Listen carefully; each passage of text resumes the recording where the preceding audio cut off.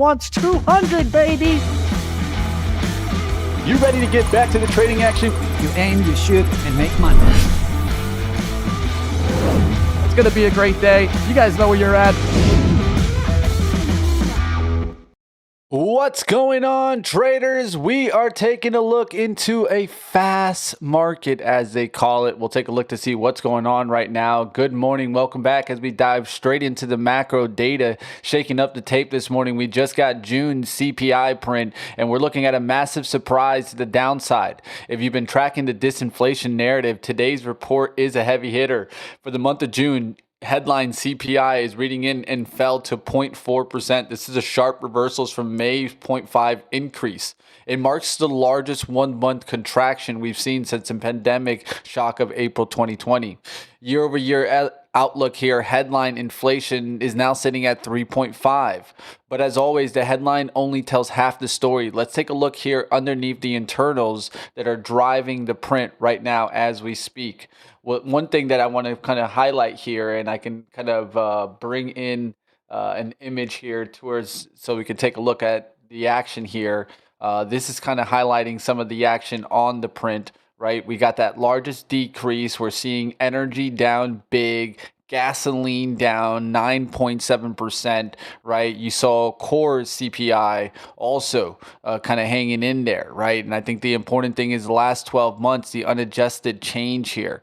Other notable movers, you're seeing inflation essentially come down in a lot of places, shelter kind of hanging in there, but decrease and really coming in here from this energy downturn. Of course, oil had come down massively right before this kind of CPI was taken. So that had helped this action on seeing kind of disinflation come down with the oil price coming down. Of course, we saw oil prices come down into the lower 70s, into the 60s, right? And now has been bouncing back. Now the question is, what would happen on the next report? Will we see a spike right back? That's the question to be had. Of course, you guys are seeing here the bigger picture of what came out, and we can talk a little bit more about the action. We can get into the report. We can even get into actual statistics, but the truth is that at the look here, the report firmly reinforces a cooling economic backdrop with the core inflation flatlining and the long-awaited crack in shelter costs finally showing up in the data. The macro landscape is shifting and continuing to hold, but right now it shows us that this inflationary downturn is going to make a good look in the market. That's why we're seeing up action right now as we speak. You guys can see the SPY doing a quick lift there to 754s, which is a massive look because this starts to push what? Right back into the throwback look. We drew this yesterday. Would we get the throwback look back to that line and bounce out of that? That's exactly what we're doing today. So you guys know where you guys get this outlook right here on Trade the Pool. Doing great on the day already, as I already made a great trade in Micron overnight. Well, wish that I still had a little piece now, as this is now into the 985s, 986. I sold it into the 960s this morning. Just didn't want to be kind of caught off guard. I had some busy morning. Didn't want to get caught off guard on this rip. It could have been a down rip right back down towards 945, right? We are getting the breakout there towards 987 now on Micron. We're getting names to start driving in the Qs. The Qs are already back there to 721, 722s.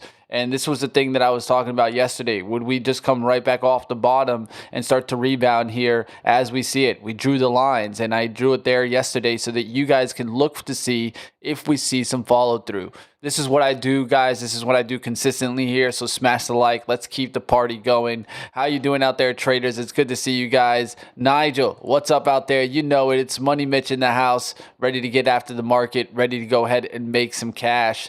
Good morning to everyone out there. Indeed. How we doing out there? Mike in the house. What's up? What's up? How we doing out there, traders? It's always good to see you guys, and don't miss it. We did just open up our new TikTok, guys. We'll be throwing up the link here multiple times to kind of share with you guys. But definitely smash the like. We got a lot of things kind of going in. We have, of course, our earnings to talk about. We got a lot of stocks that are coming out. So let's first start off with the action that we're seeing right now. But we can take a look at some earnings stocks. I mean, there's going to be a lot to take a look at. Market is holding in right now. The question is, how long will this rally hold right here? And did we already see kind of the uplift, right? Because we could see a little bit of some chop going into the open here. We'll find out. Of course, the good news, though, coming in with that inflation and data, we will continue to watch to see what happens out there. And like always, let's get to our playbook to take a look at some of the plays that we can be watching in the market today. Then we'll get to the sunrise report. We got a lot to take a look at. Let's go digging in.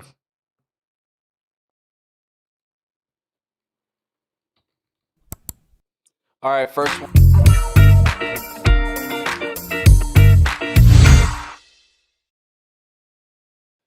All right, first one on the look here. We'll take a look to see what's going on out there, guys. But SoFi is one name I'm looking to see the rebound off the 18 look. If you guys were here on the stream yesterday, I talked about watch for potential takedown back towards that 18 level, and then I'll look for rebounds off of that level coming into the earnings. And you're already seeing it this morning, starting at the rebound off the 1810 levels. We'll look to see if this starts to climb back up there towards 19. This is one that I could take in the pre-market. We'll see what happens here as SoFi starts to dig in. Of course, we will be watching to see what happens in the banks, and a lot of action coming into that, right? Citi expected to come in at any moment now. JPM down here. We're seeing Bank of America, right? We got to see what happens to these names. Yesterday, I gave you guys Visa on the watch, and look at the breakout that we had on the playbook yesterday. So let's keep the playbook hot. Let's go to another play here. Let's go to a potential long in CEG. Independent power producers were struggling yesterday in certain names like GEV, but this name was showing me strength and relative strength indeed. Now this morning, continuing the strength up there to 260s. So we'll look for some undercuts back towards 256. But this name could be on a bigger breakout. Are we seeing the independent power breakout? One thing that I will be watching to see is if can we see some rebound in names like Bloom Energy and GEV. We're seeing that just this morning. So this makes me feel more confident about that CEG position. Let's go take a look at a healthcare long. A Gilead is a position that I'm looking at because we were watching this just a little while ago. I played it on the breakout through the 130s, going towards the 135s and 137s. It pulled back down there towards the 130s now, reloading and looking like it wants to take a break off of this big long-term trend line. Of course, you guys can see it here from the top line. We'll draw it down there, and you can see how you came back and undercut it and are trying to rally off of that. That's really good looking action for support right into the 130s. Now we'll look to see, can we climb up there and get up to the 140s? Can we break up into this area would be the next watch there for Gilead. Of course, this is a healthcare name, and we're looking at healthcare as a potential bounce back trade after a couple of days of pullback last week. All right, we'll continue to take a look at that action. It's definitely been on a second leg accumulation there on Gilead, and there's more stocks to take a look at. We'll get to the sunrise report where we got a lot to talk about. Of course, the markets are still shaking all about right now with that CPI print really kind of shaking things up. Earnings kind of really coming down a little bit, but will we see the market start to trickle off? We have seen it trickle off since that report. We did get the spike, but you notice that we're now back at 754s and climbing, right? So one thing I'm noticing, did we already get the upside action for the day? And that's going to be tough if that was what happened there. But all right, traders, let's continue talking in the markets. Let's go to the sunrise report where we got more to take a look at and more to talk about this market. Let's go diving into and take a look at what this stacked morning is bringing.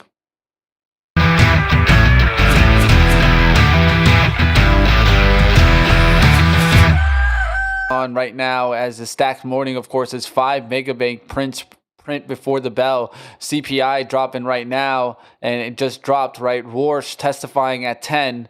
Oil closed sharply higher. Trump reinstating the Iran blockade, levied by a 20% fee on the Strait of Hormuz cargo. IBM torched itself in pre-tape with Q2 warning that the stock had been down 18%. Well, It's a lot to look at right now. What Monday's price as a cascade is now the setup that we trade into. The banks broadly beat and the tape isn't paying them. The sell, the great print, right? Reflex has extended past its fifth iteration to the sector kickoff. Everything below the CPI print is right now scenery. So we'll take a look here at the action. Of course, the overnight driving action came from, of course, the oil conversation as Brent posted a near double-digit move on Monday's session and extended overnight to a fresh mid-June high, taking WTI on the toe. The rate-sensitive 2-year yield also climbing, and that is the negative sign. That's the sign that can turn the market, right? We start to see the bonds really kind of collapse. That will be the area to be a concern. All right, we'll see what happens there as we are seeing the TLT drop fast. We're seeing the SPY drop fast after that quick liftoff. Will we get another liftoff here off the 751 level? It's right on the trend line. Look, so it has the potential to get the bottoming, right? What we're also watching for is in the Qs. Can we get back into this area? Can we go back to the 730s? We're right now hanging out at the 719s. We'll look to see if we get another drive. All right, let's continue the drive. Let's talk about some different stocks that are moving in the market. Let's go to IBM. Of course, we just gave you guys that headline news as IBM comes in with a surprise down action guidance there and really getting pounded down there to 225 from 285, just really getting wrecked. This seems to me like AI disruption as CEO warned investors that the preliminary Q2 results will disappoint. Adjusted EPS of 293 versus a 301 consensus. Revenues at 17.2 billion versus 17.86. The shortfall is in infrastructure, specifically the Z mainframe transaction processing and associated software stack. So software stack, not holding in at least here. Another thing that happened is late June, customers shifted quarterly capex towards servers, storage, and memory purchases to secure supply-constrained infrastructure ahead of expected price increases. Read carefully. IBM is telling you that the tape that memory demand is so tight that the enterprise buyers routed spend around it. So they didn't spend money on IBM. They said, you know what, we need money for memory, so we're not going to spend so much money with you. And that is a really negative news here for IBM this morning. Let's go to the megabank cluster here. It's a mix of broad bets. 4 of the 5 printed banks before the bell. Of course, we're still waiting on Citi. I will take a look to see what happens on that. I think that hasn't been out. I need to confirm that in just a second here. But I am, of course, live watching the action as you guys speak. Let's take a look first at JPM. JPM posted an EPS of 614, including a significant line comparable to the 585 consensus. So that's one thing to kind of note. So the EPS was off, so it did have a nice boost in the kind of the bottom line there to help it get there. Revenues at 58.2 versus the 50.19 billion expected. One of the largest revenues beats in Chase's history, with trading revenues at 6.22 billion, fixed income at 3.89 billion, equities, stocks slightly lower. Bank of America also came in here and printed a 1.2 versus a 1.13 on the EPS side, a 31.7 billion versus a 30.72 billion, and only up 0.6. They're getting the rebounds now. I'm starting to see the banks come back, and Citi could be this one. I've always see this where we see a little bit of some pullback, then Citi comes in and we get the lift. So I'm looking to see what happens there. Wells Fargo, the bank trade could be on, right? SoFi could be on. I like this trade here. I might take a little bit of some shot here in SoFi to see if we can get the bigger rip there in SoFi today. Back above the 19s is the way that I could see this trade kind of trading up there. We'll see what happens there in SoFi today. But the banks overall, Wells Fargo, right? JPM now starting to get a little bit of some rebounding trade there. The report really wasn't the worst. It seems like Bank of America getting the least amount of downside action. We'll look to see what happens to these banks as we get closer to the bell. All right, of course, also we'll take a look to see what happens on some other names. Of course, Goldman Sachs, always kind of killing it. we'll see what happens there. Goldman Sachs really blew past every estimate at $20.98 versus a 14.48 consensus. SpaceX IPOs fees fully landed on revenues of 20.34 billion versus 16.13 billion. So Citi is of course scheduled. Let's see what happens there. Let me see if I already got Citi to come in. So I'm looking for Citi's earnings. I just need to take a look to see if we got it. Just give me 2 seconds here.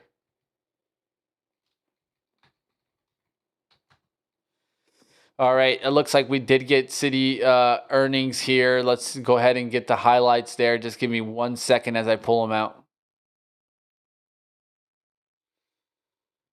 All right, so looks like we did get them in here at 8. It had an earnings of 3.15 per share versus the expectations of 2.72. So that just tells me more and more we could start seeing liftoff here. And watch for Morgan Stanley to potentially get some strength off of that Goldman Sachs report. Of course, Morgan Stanley reports tomorrow, but a lot of times it has a tendency of running into that report as Goldman Sachs on a takeoff there towards the 1085s. Of course, this is going to help the XLF start to rebound as it's been on a pullback. We'll take a look at that action, but there's more trades to be had, right? We'll take a look to see if JPM could start the recovery. And I think it could if the market can recover. Let's take a peek here at the market to see how that's hanging in. And of course, we got more news that will be coming in throughout the day. We got Kevin Warsh that will be testifying at 10 a.m. We got to take a look to see if the SPY can rebound here. If the SPY can rebound, maybe the Qs continues their strength and we get to jump on some more of the tech trade. Tech trade holding in right now as we speak. Do we go chasing the trade? That's the question right now. A lot of traders are facing. We'll see what happens if we start to see some bigger liftoff here in names like Marvell, in names like Micron, AMD coming back, right? These are names that could be seeing continued push. All right, we'll see what happens, especially off of the, let's say, the SK Hynix. Is today the day for SK Hynix, of course. This trade has not gone anywhere, but now we have leverage SK Hynix that will be going live today. I do see 2 times leverage for Pro Shares Ultra. I also see leverage 2 times daily ETF. It isn't trading right now, but I am seeing it. That means it's probably going live today. So keep your eyes out to see what happens with SK Hynix today, as it is already in liftoff mode here towards 166 and now starting to change tunes, right? It was just down to 152s. Now it's 164. This is why you go ahead and you take the shots sometimes, guys. Really nice liftoff overnight on this name as it starts to continue to climb. Of course, yesterday down to 152. And then boom, gets the liftoff up there to 164 now. We'll look to see if it can continue to climb. And this is the proxy, I think, for me to see that the market holds on. All right, guys, almost 9 a.m. here. Let's keep the party alive. We got more to talk about in the action here. Let's keep pushing. All right, out there. Let's keep pushing out there, guys. What else is out there? Seeing in the market right now, some nice recovery coming in. SK Hynix. All right, let's see if this can start going back there towards the 165s, or will we see that continued pullback? Right now, it's kind of pullbacky, especially after the CPI report. We're looking to see, can we hang on? Can the banks kind of come back here? Can they get the lift there? Watching to see these banks, see if they can hang on as they're pulled back with the earnings. All right, there's more to talk about. It's 9 a.m. We'll get Michael Noss on in just a second here, guys. We'll take a deep dive into some more action and take a look to see what's going on in the markets. All right, let's see if there's anything else on my docket here for the Sunrise Report. Of course, a bunch of the chip complex being mentioned, right? SK Hynix, MU, WDC, all these names up this morning. We'll see if the AI trade can actually get a real bounce back. Of course, one of the major focuses today will be also the 10 a.m. conversation with Kevin Warsh. So don't miss that. We'll talk about highlights here, but we need to take a look to see what his comments are on inflation and things like that. Of course, it's kind of the only outlook that we're getting, of course, before our next FOMC meeting, which is July 28th and 29th. Of course, this is an interview that will be going on pretty much for 2 hours, guys. So we're not going to show the whole thing, but we'll try to catch some highlights there. Let's go ahead. Let's bring on my man. Michael Naus is ready to rock and roll. I'll bring him on here as we're ready to rock into the market. Take a look to see what's going on. Michael, another trade overnight done on Micron. Did another overnight one last night and opened it up looking for a rebound type of trade. The only thing that I did probably wrong was cash it too early this morning, as I set a little bit of a stop there. Had a lot of things to kind of work on the TikTok side of things.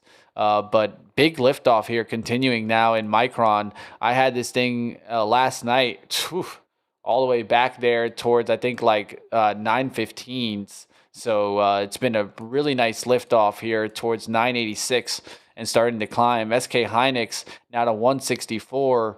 We're seeing a lot of names continuing to push. How are you seeing the market this morning?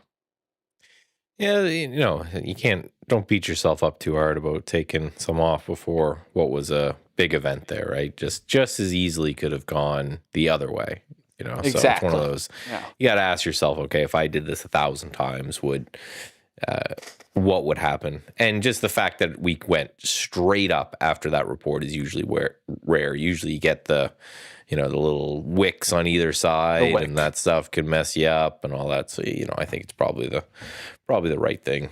My thing also is, like, I was so close to the account. I told myself, don't do that thing where you just hang on and you wreck this trade back, because I had some losses yesterday, right? I had to come back, get myself within one easy swing again, right? So yesterday I took some hits. I was down like 130, but this trade puts me back like 180, right? So then I'm back into the game, and I'm only within like less than 75 of the account, right? So that's what you just got to keep doing. Stay within the range, stay within the battle. We'll see if we get the battle win today. Yeah, based on what we're seeing, it could be the day to put on some swings, right? I think we did a good job yesterday of just remaining cautious and telling everyone to be cautious, and thankfully so, right? Because if we go in and we look at kind of yesterday's action, just right here, slow, controlled bleed, no big deal, no real big swings. We closed pretty much right at the low of the prior day, and still quite a bit above the low of the day before that. So if you look at the daily chart, just an inside day, right? So yesterday was an inside day. Maybe, technically if you're squinting, right? I think we broke that low by, 7 cents, but I don't know if I really count that.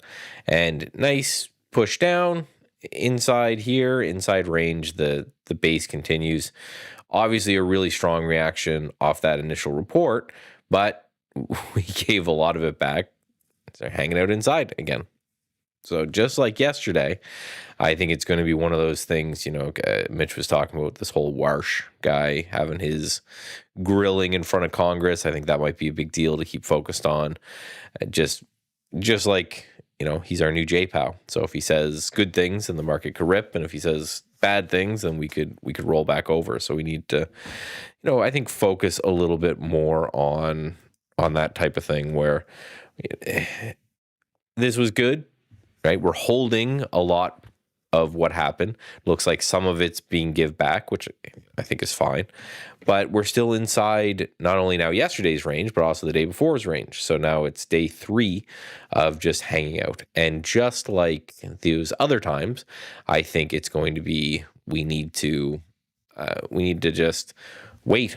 And I mentioned this yesterday that I know a lot of systematic guys, a lot of algo guys, and one of their conditions for whether or not they're placing trades, especially if you're placing trades on market related things, if you're trading low float and crazy penny stocks and things like that, then ignore a lot of this. But you set an alert at the top, you set alert at the bottom, you say if we're inside that range, I'm hanging out, having a good time.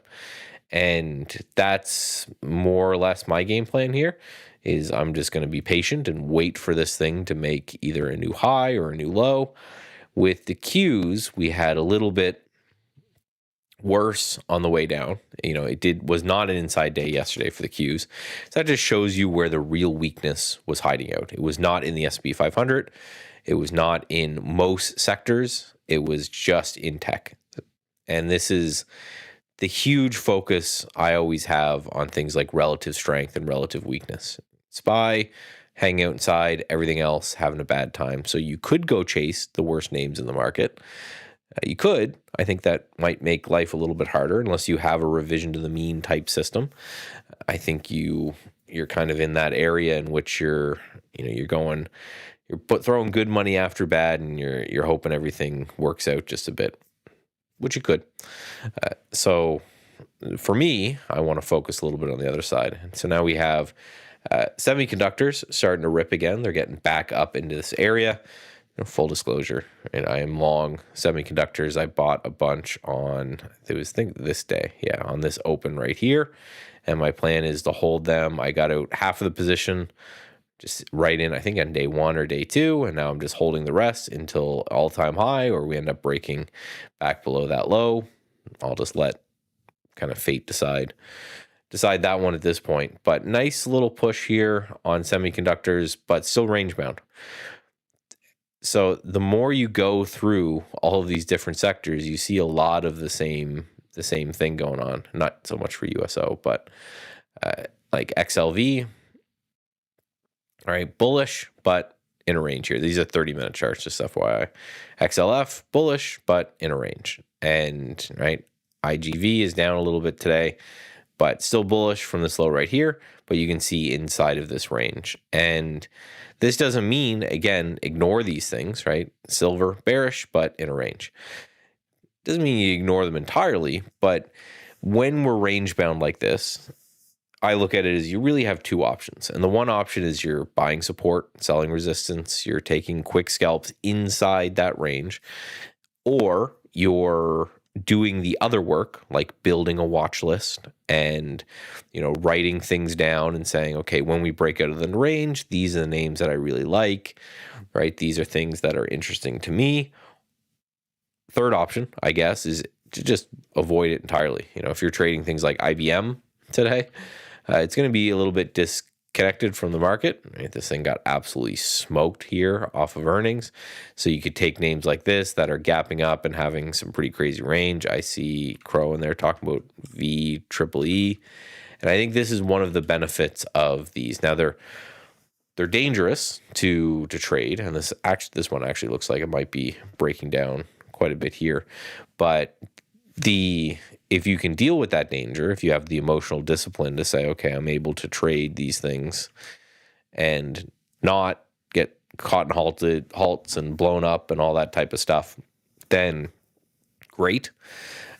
Then just ignore all the stuff when it comes to a market and continue to trade those out there. If you're someone out there who doesn't have that and you're looking to trade markets, I think the patience game now is just in sitting back, watching, saying hopefully that report gets us enough momentum that we end up breaking this range on the SPY. We can get some good movement there. Maybe Warsh, it's such an unfortunate last name. Maybe Warsh's testimony gets us going as well. But for me, I've got an alert kind of set up here in the 755 areas, which again is just this prior high right here. And if we can get up and through that, then I think we're taking our shot at all-time highs at 761, and then maybe through that, and we start the whole trend continuation again, and everyone who's a permanent bear gets mad. But we got to see what our boy Warsh is saying, and I hope he's having a good time. I hope he's saying nice things today. We'll put it that way.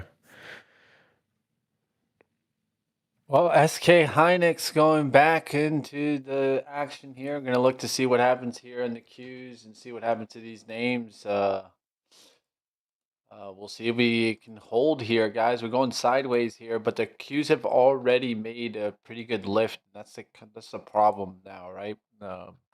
But the SPY playing in on the throwback look, so I think today's going to be a telling sign. Can we hold in here and actually rally back in the Qs? I think if the Qs rally, we could start to really push here on the SPY and head back there towards Monday's high, right? Before the opening. Right, if the laggard stops lagging, right? It is the largest component of the SPY, so it would make sense that that's something that we would need to push just a bit. Yeah, and it makes sense. It's a little bit of a washout, right? And that's what I was telling you guys yesterday. I felt like a lot of people were kind of in that scared position here into tech, but just leading into a nice washout before earnings, right? Next week we'll get Tesla and Google to be reporting, right? So as simple as you don't have news, you can have a whole bunch of news coming in now, right? So we'll see if we can get some driver. Yeah, well, and the vibe check is SK Hynix now. So now that this is getting back to those highs, I think that's kind of all we needed. Maybe this is the all clear sign for everything else now that this guy has been moving. And the Qs and everything are looking good. If you go into a shorter term chart, we overshot there initially, like the markets always do, get a little bit too excited to one side or the other.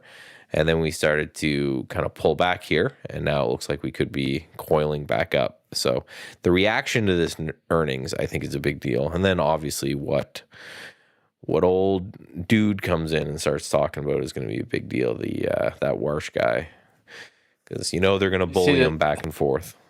The thing is with that one is 2 hours long, right? So there's going to be a lot of like shake back and forth, right? So yeah, he scratched his cheek this way, rally the market. Oh, he shifted in his chair. He was a little nervous. Now sell the market. Like, oh God, there's literally people that do that. That's their trading styles. They're trying to figure out all this stuff. I'm good, thanks. Well, we'll see what happens out there, guys. Looking into right now our TikTok, guys. Do me the favor, guys. Get over there whenever you can and check out this video. I'm going to throw it up here in the chat here. This is a video that Michael put out there, and this is on a way of looking into of course, the series that he's done here, right? He's been covering, of course, the market wizards, and we're continuing that over on the TikTok side of things. So if you got a TikTok brain, or maybe you just want to help me out, hey, hit that link there, guys. And of course, give us a quick follow. That will help us continue to grow. It's less than like 2 minutes long, so you can watch that and come right back. All right, let's keep going, guys. Let's take a look at the different action in the market leading in here. It's 9:15. There's also going to be, of course, earnings really starting to kick off tonight. We get ASML tonight, so watch to see what happens in the semiconductor equipment names. Already seeing some strength there. We'll see names like TER or KLAC that was just at the highs. Can these just rebound, right? I think these are nice setups. KLAC did do a split too, which is probably going to be helping it out in the long run, right? A lot of these stocks doing splits now, and I think that's something to look at, right? AMAT is another name that had been strong, and now getting a nice little action move this morning, continuing to drive back up there towards the 615. So semiconductor equipment names, strong. Yeah, looking here. And so there is a Trump speech, I guess, tomorrow. Trumper. 8:30 a.m. That's early for the dude, but just that's going to be a big deal. I just asked Siri here what the deal was. No specific topic is listed. These addresses are to cover economic resilience and administrative accomplishments. So administrative accomplishments being, look how awesome we are. So that kind of thing. Someone's talking about AMD and that type of thing. Yes, they're all moving. We got the whole semiconductor index here up 4% today. So everything inside that semiconductor index should be having a good time. And what you want to focus on is the ones that are not. That's the real, I think, rub, right? If you go in, you find a semiconductor or an AI related name that's down today, that's a bit of a bad time. And yeah, what Tack's looking at as well, right, is saying AMD or IBM got smoked. So maybe if everyone's feeling good and sunshine and puppies, they start to rip up AMD just a little bit. or IBM a little bit. So maybe this is one of those, because I was watching this on the open where it's got, it's put in this nice low base here. It's just been chopping around all morning. So I don't think it's the craziest trade in the world to say, okay, well, maybe this is a little bit overdone. Maybe we buy some, we put a stop under here at lows around the 217s and see if we get a pop into highs. I don't think it's the worst, craziest thing that anyone's ever said. But yeah, nice.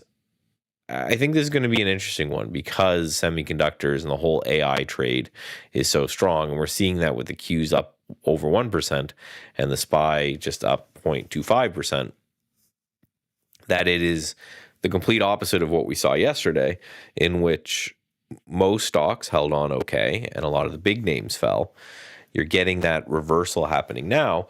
Maybe the move is to take some of these beaten down AI related names and take a trade based off of those. I think that's not the craziest thing out there. I just worry about, like, do I really want to buy IBM on a day that everything else is ripping? Also, this IREN, I know this is, a crowd favorite, and that had earnings and did pretty good. So a bounce up. I think I read that somewhere. I should probably check that before I say it, but I think IREN did earnings.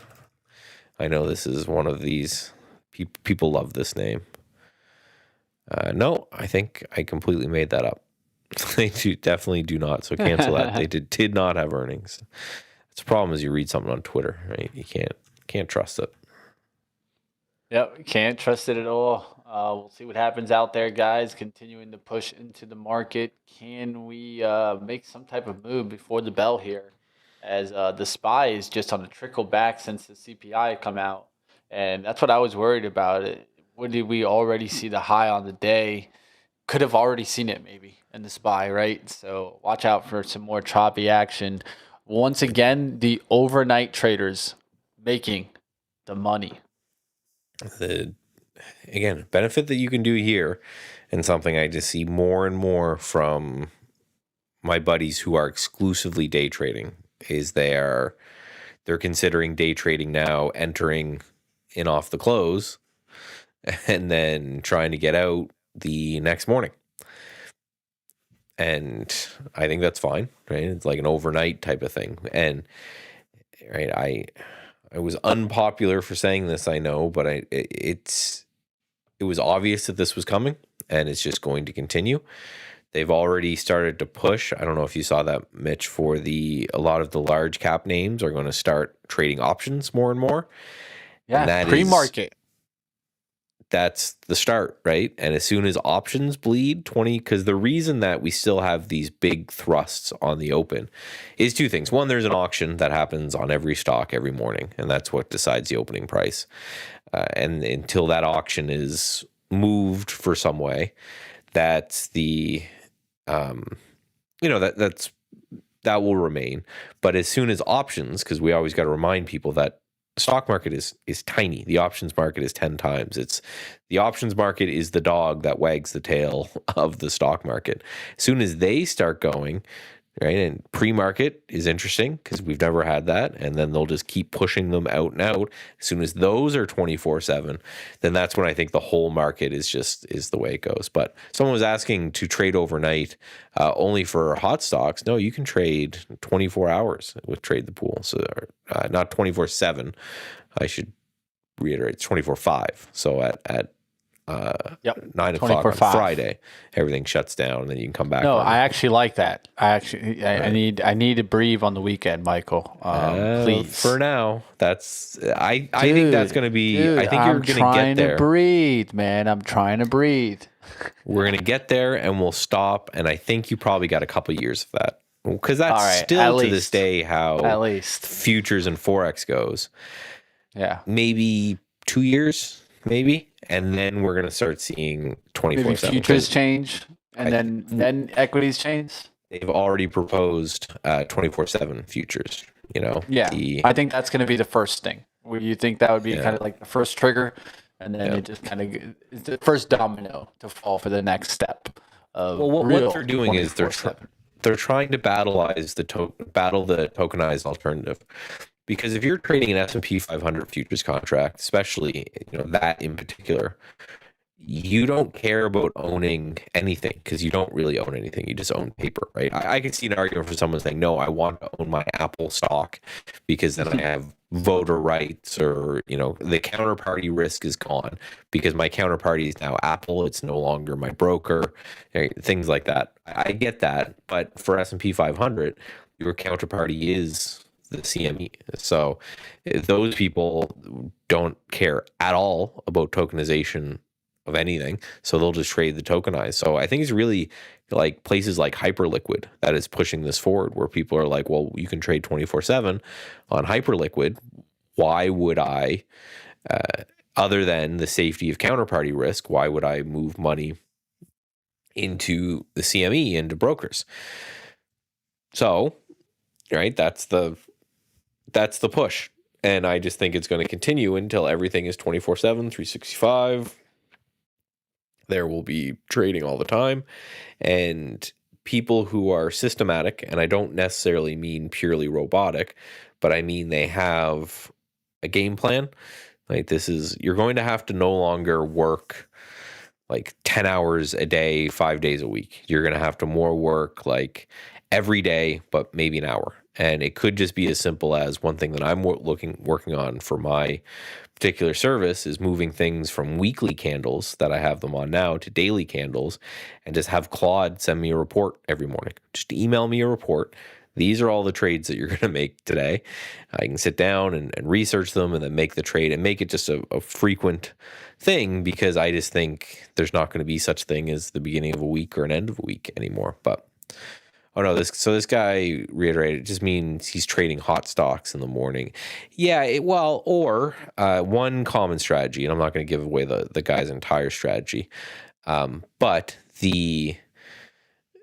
it's a simple, he does like a mean reversion thing. So he's looking for the stocks that kind of gotten killed most that day, that are in uptrends, and he's buying dips on them, and he's just selling those out in the morning and things like that. But yeah, of course, the liquidity is sparse overnight. So if you're going to get liquidity, you're going to have to either trade giant S&P 500 names, or you're going to have to trade something with a very recent news catalyst. And this is probably the way you should be trading anyway, but just even more so in the overnight session, because you just have less market makers and liquidity providers and things like that, which means stocks can move faster, which again is good if you're on one side and bad on the other side. But it just means there's more opportunity. And as always in our game, when there's more opportunity, there's more risk. So just be careful, right? Just, understand the liquidity is a bit gone. So don't trade some random mid-cap stock that doesn't have any news or anything like that, or you'll probably have a pretty bad day. I think we'll see what happens here towards the bell. We get a quick little action here as we got nothing but pullback there. Well, we did a little did this little undercut, which is interesting here on the SPY. So we had this was the initial pullback after the news. We bounced a bit, we undercut it briefly, and then they rallied it right back up. So I'm watching those levels that I put, but I also think the low, like this area right before the news came out, kind of call it 748, and then this high right here of 754 after the news came out, those are going to be two crucial areas. If we're inside that, the market was here, the news came out, we repriced a bit, and now we're here, and no big deal. But if we end up breaking that high or breaking down from that low, that shows like a legitimate fade, like something else has taken hold of the market that's going to push it one way or another, because not seeing much in the way of news at all. We're not seeing any rants just yet. It can happen at any time, but not yet. Not yet. No old man rat just yet. The last thing I still see is about DeepSeek raising money. All right, we'll see if we can get our cash today, man. Got to get after the market, guys. Get ready to rock and roll. It's 9:26. We're getting ready to rock. Like always, guys, check out our earnings beat challenge. If you haven't done so, it's right there in the description below. Join before July 14th at the end of the day today to get some of that cash, right? Get after it, guys. Get on the earnings beat challenge and go ahead and guess some of these moves, right? I mean, you could be winning. Right, so it's a fun thing. I know you'll probably be watching anyways. Might as well take a bet. All right, we'll see what happens on the market here. What's up? I gotta figure out a way to kind of share these with you guys better. I did take a bet on BAC. I did my option sell there, way down. I think at $53. So there was small risk, small amount of money. Someone saying, why is my chart an hour ahead? Because I am an hour ahead. It is 10:26 my time. I'm in the future. You guys are trading way in the past right now. I don't know if I like it. I get up. I got time to get the kids to school, do a workout, to take care of some work, go from there. When I was in the mountains living in Colorado, I still left my charts on Eastern time. They confused the you know what out of me when I see the market not open at 9:30. I guess I was just on the east side for so long. It's just weird for me to see it not open at 9:30. I agree with you, Crow. I would be like, what? 10:30?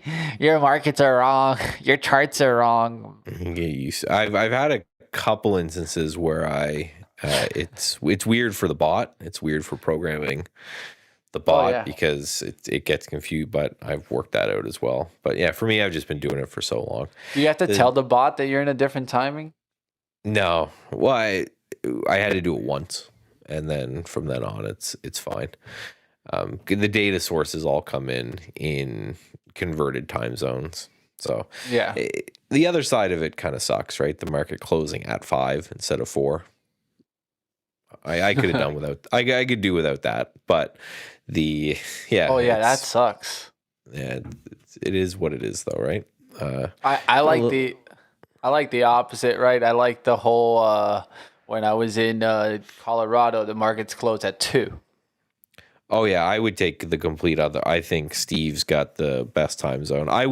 It would suck for a while, but I would get used to it. I would get used to it. Market's done at 1 p.m. You kick back, relax, enjoy the show. Yeah, you take even if you're tired from getting up that early, you take a little nap, right? Get all charged up. You still got the rest of your day to go. I would definitely take the other side, but just kind of stuck here. That's why I like the mountain. So. The mountain's 2 hours. It's like a little bit of a both worlds. But hey, we'll see what happens out there. The best part is the beach at 105. Yeah, beach at 105 does not sound bad to end the day, right? Hey, can't get mad about that. What's going on out there, guys? I used to never close my platform. Now they just logged me out. Don't worry. You should close your platform. Close it down. Get back open again. Well, turn off your computer. Reset the computer with Interactive Brokers because Interactive Brokers has a thing where they just kick you. They every now and then, like I think it's at midnight, whatever your time zone is, they just knock you off entirely. That's to get off the agents and the AIs. Like get out of here. Well, and get those bots. Simple ways around that. You can build something on your computer that detects. And I've had to do that. Detects when it closes down, just opens it right back up. So yeah, that's it. So SK, just FYI, SKHX. I'm going to front run. Opening up. Attack on this is opening up today. So at some point there will already be juice for SK Hynix, and I hear it is going to be roughly tomorrow. People are thinking for options on SK Hynix. So have fun. You also got SKDD, which is the short version, right? I think SKHK just opened up, guys. Just opened up. Yeah, so just be, that leverage one just opened up there. Have fun. right? Have a great I don't time. mind the leverage one taking a little bet, but you got to be careful. Have a fun time. So It's there's opened the up cues. there. There's Yeah, the first, drop right out the gates there. We'll see if yeah, it drops and then rips here. It did push right back up there. well, that's the whole market. We're having a little bit, the first 1 minute anyway. We're having a little dip off the rip here, so just be careful with that. Try to look for your pockets of strength and where you're seeing that strength kind of take place and take hold.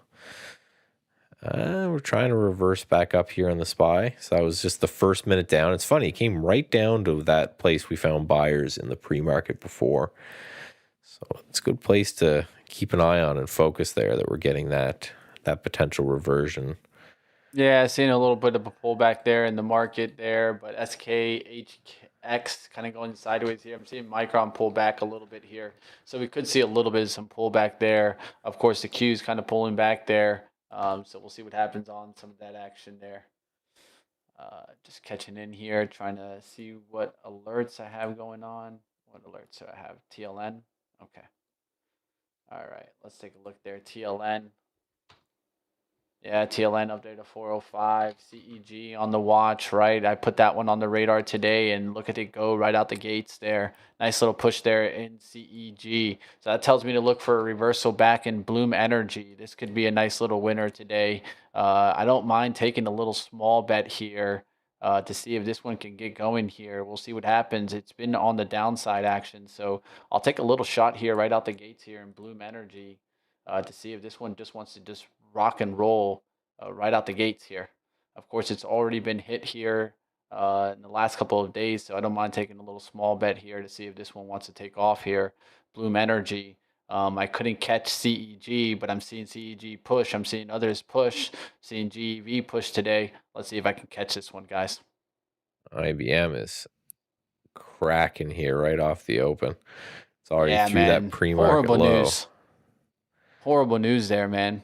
You know, just they pretty much told you that customers chose to circumvent their spending on IBM because they needed memory chips. Yeah, that to me is kind of interesting here, where we've got I want to do some mean reversion. I always seem to want to do some mean reversion, so I got to keep a close eye on that. You are a mean reversion type of guy. I'm watching because we undercut that low and then we just rip back through. I'm thinking of just taking a little bit of shot here. We are in LABD. HPE showing up on my scanners, guys. That's a nice one. A nice look today. Showing up on my nice kind of swing scanner. That looks good, man. HPE above 50s really could get going. Yeah, the SPY is close to flipping negative here for a second. So far, giving me the alert. That holds. Are they shaking us a bit before dude starts ranting? I don't know. My Wells Fargo put, I'm close to just getting filled here. Again, not a huge gain, but a gain nonetheless. Some SoFi here. We'll see if it gets going there. Looking to see if it can just take off right back through the 1850s. Also got some Bloom Energy. That started to push towards the 250s. Looking for that to start climbing above 250s. And then that one could really fly high. So 2 shots right out the gates here. Let's see what plays off.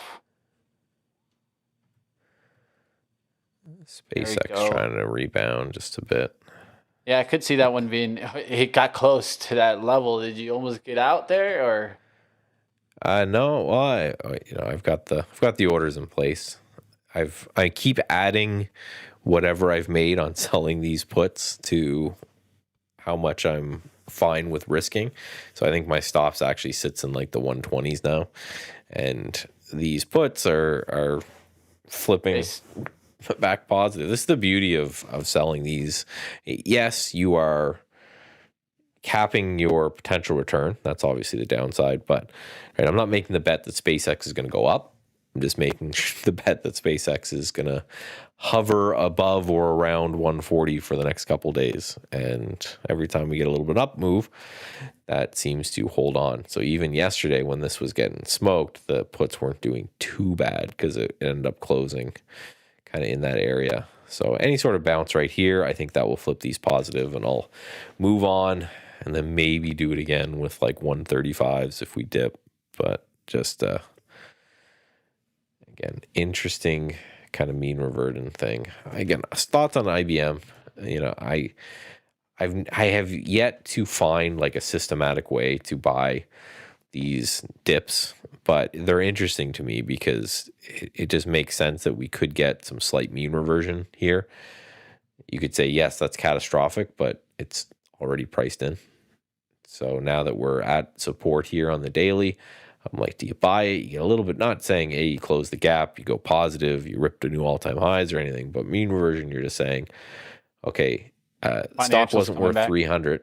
Stock might not be worth 220. Maybe it's worth 240. Right? And you get just a little bit of a bounce from there. So I like the fact that it undercut this low right here and then bounced just to track it, right? Just do a discretionary buy here. Buy ask. There we go. Finance doing well on the bounce back. Just to mention out there, banks already bounced back on the market. So a simple kind of undercut and rally type strategy. You've got the low here. You break that low, you bounce back up, you take a quick shot at it, and then if it rolls back over, maybe you got to do that 2 or 3 times. But that's okay, right? That's the nature of trading.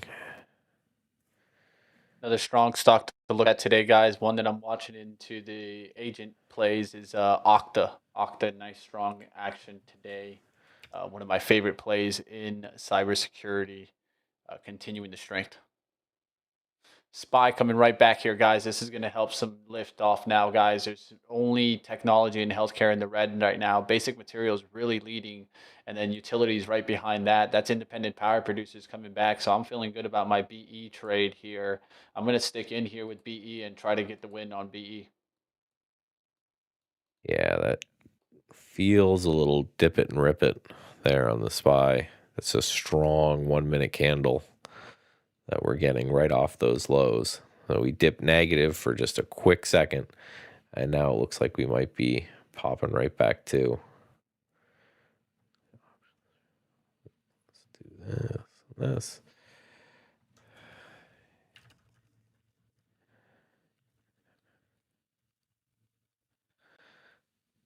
Waiting for Apple lawsuit. Yeah, Apple and OpenAI's got some, they're mad at each other.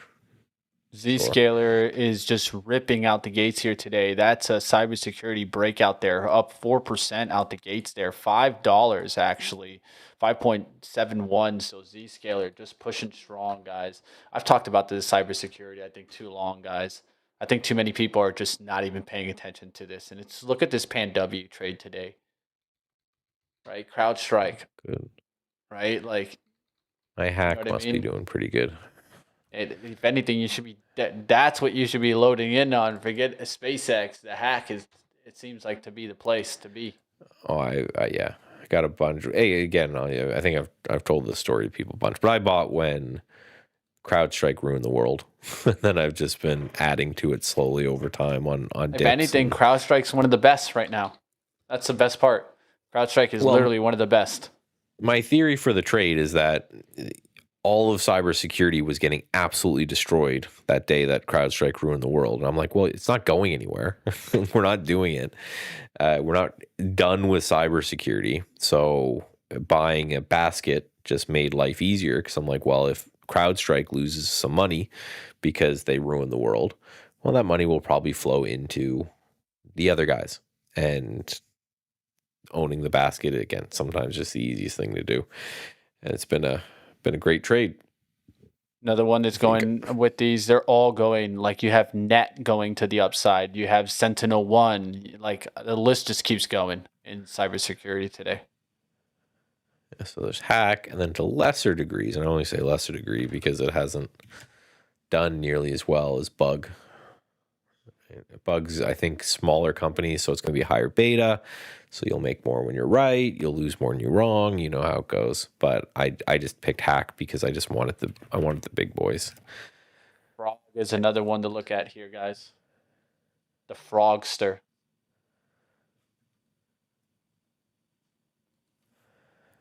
I like Frog off the 90 look. That's a 90 MA recovery, looking really good. I just have already a good trade, so I don't really need to overexpose. But man, I hate when I have these days because like I want to trade that, right? I want to trade that 90 MA recovery on Frog.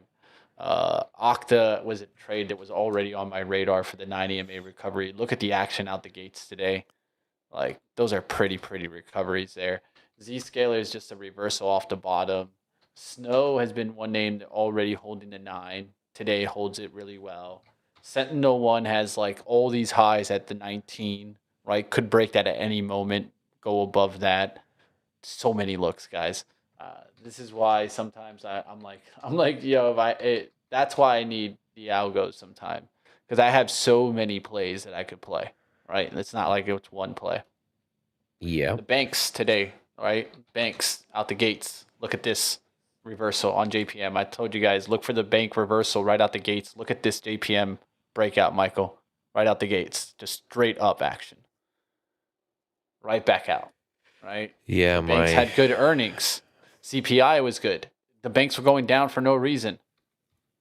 I sold that put. Again, I just picked Wells Fargo. There was a bunch of them. I just like the Wells Fargo chart the best. Where Yeah, looking good there in SoFi also. So SoFi was a play on the playbook. I didn't go so far into it because I was in Bloom Energy already. So I took like a really small piece, got cut out there on the pullback. But look at the strength continuing up there to 1860s. Yesterday I told you guys look for SoFi to come down to the 19 or the 18 area and then rebound. That's exactly where we headed to. Yesterday we went to 1805, rebounding right back up there in SoFi. MU just dipping hard out the gates here today, guys. I will say that. That's your one area that isn't holding on.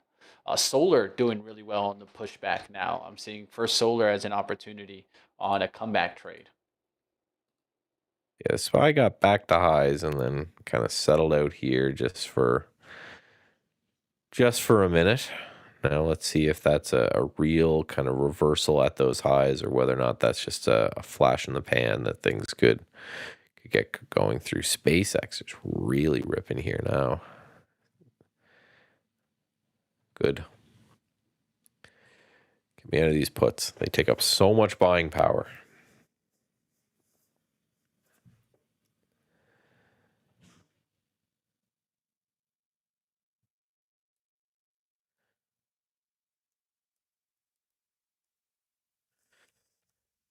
That's you want downside of some of this option selling, right? Unless they're covered, the buying power is pretty wild that you end up doing with them. So it's going to be a great trade. It's going to be, well, if it continues, if it holds above that 140 for a while, but the buying power requirement on them is very large. That's it. That's what selling options is all about, man. So you got to have money. That's like I used to watch Tasty Trade like when I was in college, right? Yeah, and then I used to be like, oh, this looks awesome. Yeah, it was awesome. But then I realized how much money I needed to trade those strategies. And I was like, oh, this is not awesome no more. Forget this content. Because as a college student, you're dreaming if you're thinking you're selling options. With the amount of money that you have, it's just impossible to do those strategies. It would be interesting with probably one of the reasons they still work, but what would be interesting to see is if there's ever going to be fractional options would make sense because they're still the problem is they're round lots, right? It's 100 shares per option you sell. So for every SpaceX one, I need to pony up 14,000, right? And if there was a way to do, if they shrunk them from 100 to 10, everyone could just sell 10 times more. It wouldn't hurt them. But yeah, it'd just be interesting to see if that's ever ever going to take place, where, because they did it with futures. You've got your S&P 500 contract, you have your micro or your mini, and then now you have your micro. And that micro is super popular for people doing that kind of stuff, right? These micro contracts where it's 1/10 of a normal contract, but you can just trade leverage whatever and then put it in. So there's IBM again. We've got this trade on where undercut that pre-market low, and now it's rallying back through. I'd probably be taking maybe some off the table here, but this is an interesting look. When it breaks down that post-market, looks really ugly off the open and then starts to rebound. That's the whole concept of mean reversion, is that this is whatever they reported was obviously awful, but then that gets priced in pretty quickly, especially in a very liquid security, in which if you really want it in, you really want it out, you could just hit the button. You could be in or you could be out. And you get some sort of a bounce from there. You get that trade and you move on. All right, guys, call me a degenerate, but I had to do it. I had to take the shot. I had to be a part of the trade. I took some SKHX, baby. Let's go. Leverage is on. I had to take the shot there. Took a little bit of a shot there. It's a small one, right, for me, but hey, I want to take part in the trade. Let's see what happens if it starts to rip back above the 1870s and starts to just drive here. It did do 1, 2, 3 dips, right? Could still go through that low. I have the stop right there on the low. So we'll look to see what happens if it starts to rebound and get back up there. Qs did make an attempt back above the 720s and then it kind of failed. Let's see if it goes back through the 720s. If not, you could start seeing a fade off in the Qs. Then this trade would kind of fade off, right? So we'll see what happens there. Big dependent questioning on the Qs action. Micron also kind of fading right back down, right? So that's not the best sign to see. And the question is, right, are we seeing just the top already in on the day, right? The SPY still hasn't made its way back up there, right? Michael, it came up trickling back, but now it's starting to fade off again. So just be careful out there, traders. Starting to see some fade. Yeah, we might be waiting. We might be wait and see for the dude moment, right? Wait and see for the big guy. If we end up getting, when he starts at top of the hour, that's when he starts talking, I think. Top of the hour. Well, yeah, top of the hour. He'll have his opening remarks, right? And then they get to grill him. Oh, and they will. And they will. Very annoying. And they will. I agree. And the one side that likes them versus the other side that doesn't like them. Holding in on the SKHX. I learned these new tickers. A consistent naming scheme would make sense. Like make it like every leverage one has to have like 5 letters, and then a long is a U and a short is a D or something, right? Like SKHY and then U, right? Just add an X, right? And then triple leverage XXX. There you go. Make it really sexy. Make it really stand out. The amount of X's in it determines your leverage. That's how degen you're going. More I X mean, is hey, more degen. The only SK Hynix, We'll see what happens there if SK Hynix can rip off. It's already doing the lift there. Can we get the push there? We'll see what happens.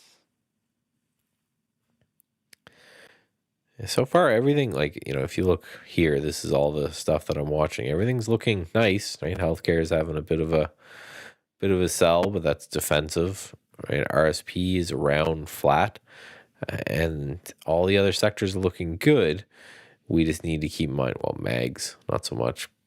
It's very tech heavy, this rally. So make sure it's just the opposite of yesterday. And is tomorrow going to flip again? Who knows? Is it just every time we have a... Who knows? And it's just the back and forth nature. And Great. VXUS are talking about VXUS. What is this? XUS. Vanguard Total International Stock. Okay. So this is the other guys, how the rest of the world's doing. ACWX is, I think, my favorite for that if you're looking for an ETF to track the rest of the world. So ACWX is the entire world XUS. So you take the whole planet, you pull the US out, and this just shows you how everyone else is doing. And pretty good so far in the last 2 years. Doing okay this year, doing a little bit better than the Qs recently. But this kind of tightening pattern in the Qs, it's every technician on planet Earth is watching this for some type of a break. And we are above yesterday's high. We pulled back into yesterday's high just a bit, and we're finding that support at yesterday's high. And that's, I think, the main area that you want to look at. Because without that, we're not making really gains from yesterday. We're just still inside, but you can see we dipped back in right here, and then we pulled back up. And that's looking strong. We just need this strength to hold on and continue, and whatever they start talking about with Warsh is hopefully continuing to be positive. So hopefully Warshy, where are you? Getting a nice help out there from Remember one stock I gave in the pre-market, I said, well, if Goldman Sachs is going to make a huge liftoff, Morgan Stanley has a tendency of following it, and look at the action in Morgan Stanley today. I mean, that is just pretty, guys.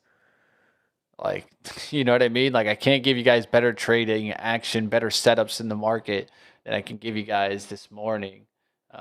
Those were pretty on those. How's SoFi continued? I don't even want to look at it.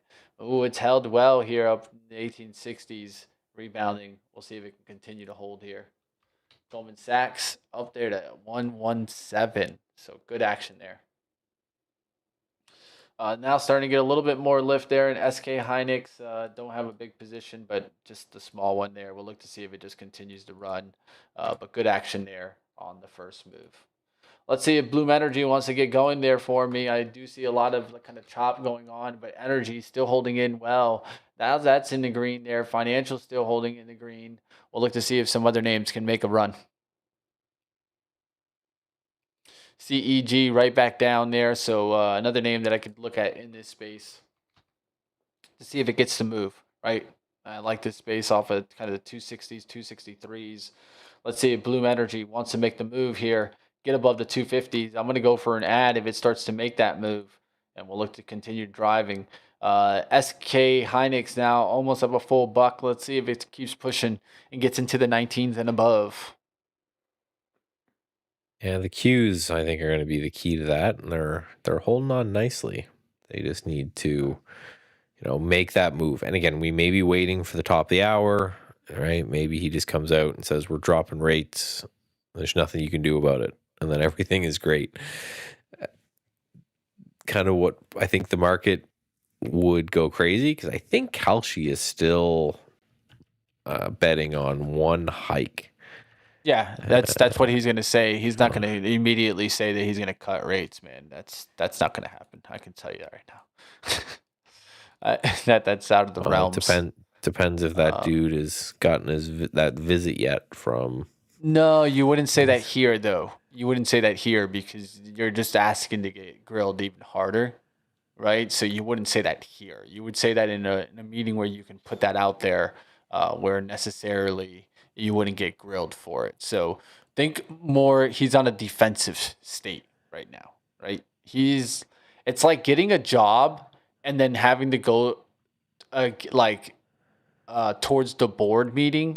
And then the board is allowed to grill you and just Q&A you all they want. Think about it like that. That's exactly what's going on today. He got a job, and now his superiors, or at least how some would say, his overwatchers, get to grill him. And they can bring up anything. They can judge him on character. They can judge him on past things. They can say, oh, well, you used to say this. Now, how do you feel about it? They are just going to try to attack him on character things. Yeah, you can see we did have a pretty, bring this up here, we did have a pretty sizable move in the probability of a hike. You can see if you look at just the orange line, that's before 2027. So essentially this year, whether or not they think there's going to be a hike. And yesterday it was at 60% chance of one hike. And now it is down to 45% chance. So now they're thinking it's less probable that we get a hike still before, in mid-July or mid-2027 and 2028. These things are still predicting a pretty good probability that we're going to have to hike at some point.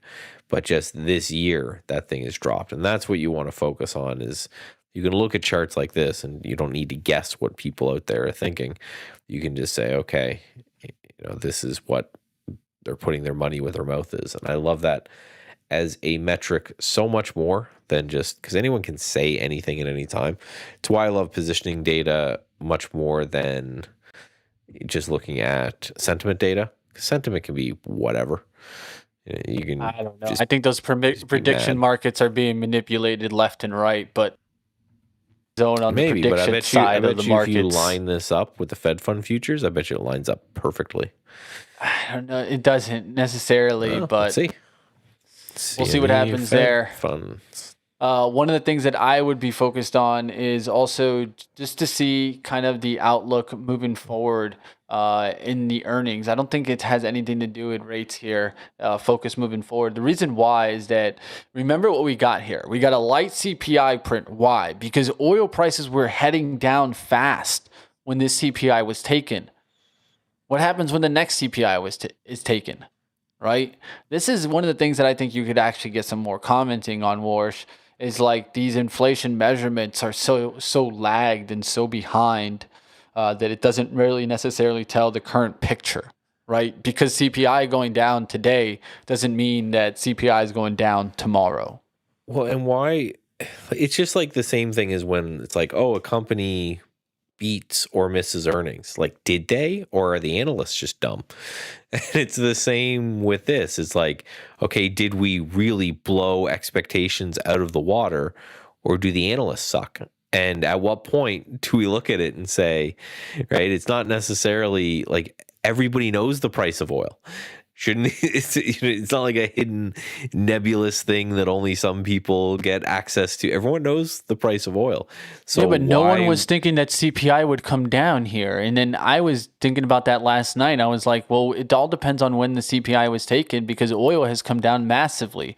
But some people are just oblivious. They just don't even pay attention to that kind of stuff, Michael. But just my point is that Goldman Sachs pays a lot of people like $500,000 a year plus bonuses, and you better believe they know the exact microsecond that these snapshots are taken. Again, it's not hidden. It's not like super spooky information that only a couple people are privy to. And when you see what the analyst estimate is, that's not dudes on Twitter, right? That's Goldman Sachs and Morgan Stanley and JPMorgan and all these things. So, I look at it more of these people missed, right? It shouldn't be a surprise, right? Earnings I get being a surprise because they're not allowed to tell you in advance by law. But it's just, did you, how bad do these guys suck essentially? That's the metric I see, not how well something happened. Because again, all this is public. It's out there. I can tell you the price of oil right now. It's not a hidden thing. All right, we'll see what happens there, guys. Like always, you guys check out our TikTok, brand new TikTok out there. You guys see the QR code here. Scan it. I'll throw a link in the chat there. We got our first video out, trying to get some new following out there on the TikTok side of things. And look for new videos, exclusive, only towards the TikTok out there.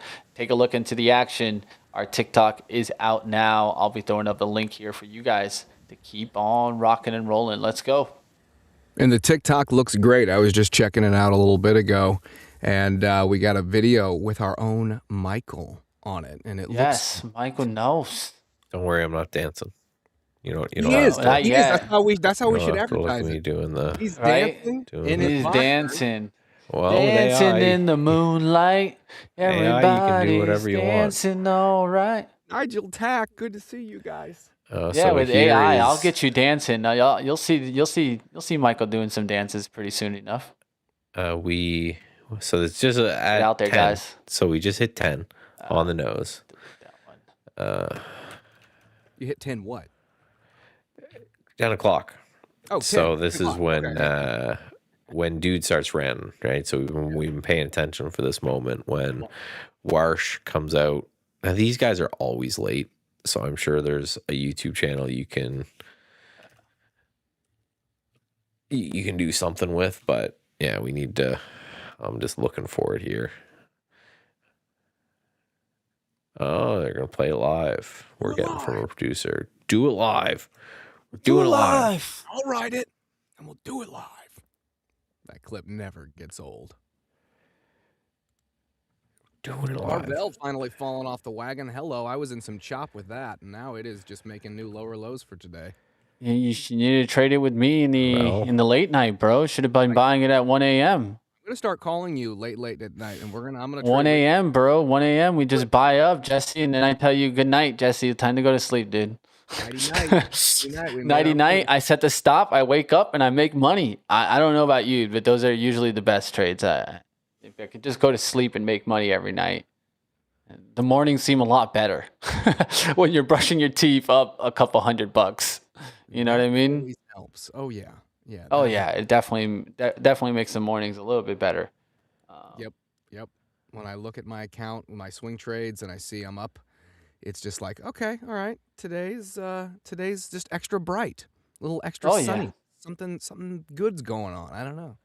Market though hanging in here, and it doesn't want to go back to the highs of the CPI. It just wants to choppy chop. Watch out there, guys. We're starting to lose a little altitude. Even the SPY and the Qs are losing altitude as we speak. So watch out there. We could see a little bit of some pullback coming in here. Yeah, DRAM finally went up over 5%, so it's back at that $60 mark. It's off of my position with the swing, but it's nice to see it back up in the 60s. But with semiconductors maybe losing some steam now here, we'll see what happens with DRAM. Not fun. I'll be right back. 1 second here, guys. Daycare's calling. That's never good. Oh no. Dun dun dun. Little Mike. Little Mikey. Well, what are you up to now, little Mike? New lower lows. The lows just keep coming here from Marvell. We were Oh yeah, man. falling. It's falling fast. Yeah, trying to wash out the overnight traders. This is why you also got to sell the rip, Jesse. You know, Yeah, I know. if not, Sell the rip. Yep. you know, Yeah. And day trade with Tony. You didn't miss anything. You're here now. The party has arrived. My great and worthy opponent. Hey, Tony. Tony, what's going on, man? Where you seeing the cash at? Jesse, you need to see SSG, Smoke Tuna says. Let me check out SSG. SSG. SSG. Why would I look at this? Yeah, Tony. Trying to go ultra short semis? Tell me about it, Tony. Or I'm sorry, Smoke Tuna. Tell me about it. Who wants to be short semis? Right? I don't know. I'm not going to. Doesn't seem like a party type of trade. No. No, that seems like a pooper type of trade. Yeah, I don't. We don't like to be party poopers here. Jesse's a rock and roll type of man. I'm going to stand up right in front of that runaway train. I'm just going to be like, hit me. That's basically like shorting semis. Like, no, I'm not going to short the semiconductor market. I'm not Michael Burry. This is not the Big Short. Yeah, the thing is about that is like it sounds like you're trying to play hero too much, right? When you're going after those trades, right? Yeah. It sounds good, right? But it's just kind of hard to say that this is going to be the bottom of semiconductors overall. Yeah. It's the end of the world, Jesse. I just don't think it's the end of the world as we know it. And you know,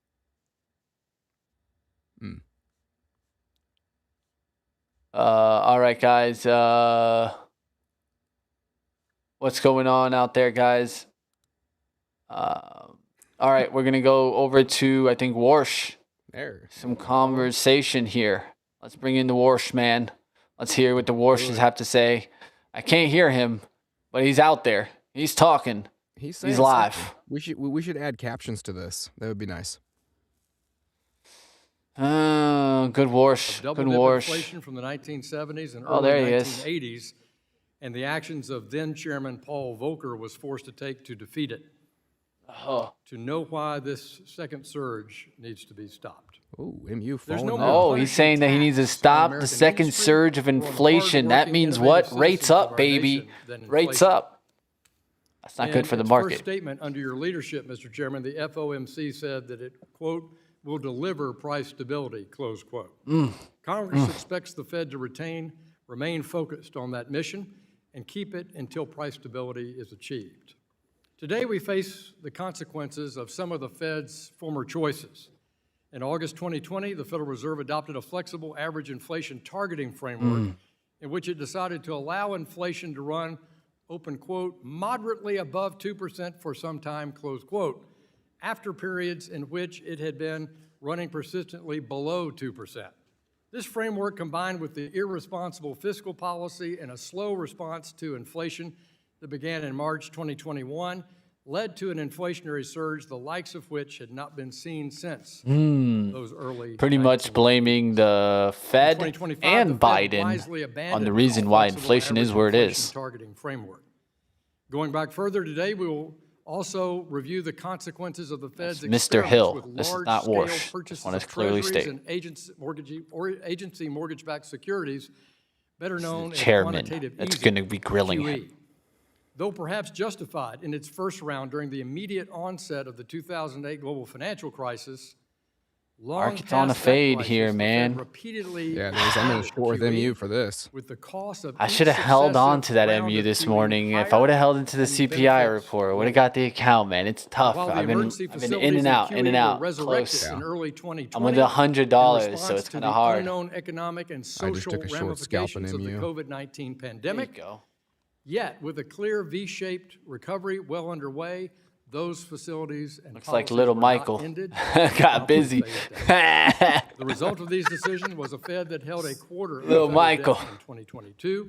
Little Though Michael. that share has decreased, it still Little creates Michael needs to get incentives picked for up fiscal again. policymakers to avoid the tough decisions on debt and deficits Oh, I know the today life, man. and leave the I'm consequences kind of glad to mine our don't go to kids the and grandkids. daycare because I'd be You've there. said recently that inflation I'd is have to have a choice. camera in there because I want to echo this and say that debt and deficits are also I've seen your twins, man. They're cute. For years, the I gotta Congress put like chooses motion unrestrained deficits detectors and in their out-of-control debt diapers and has so I repeatedly know when they get hit. pressured the Fed into being an enabler. Both, in my view, have to stop.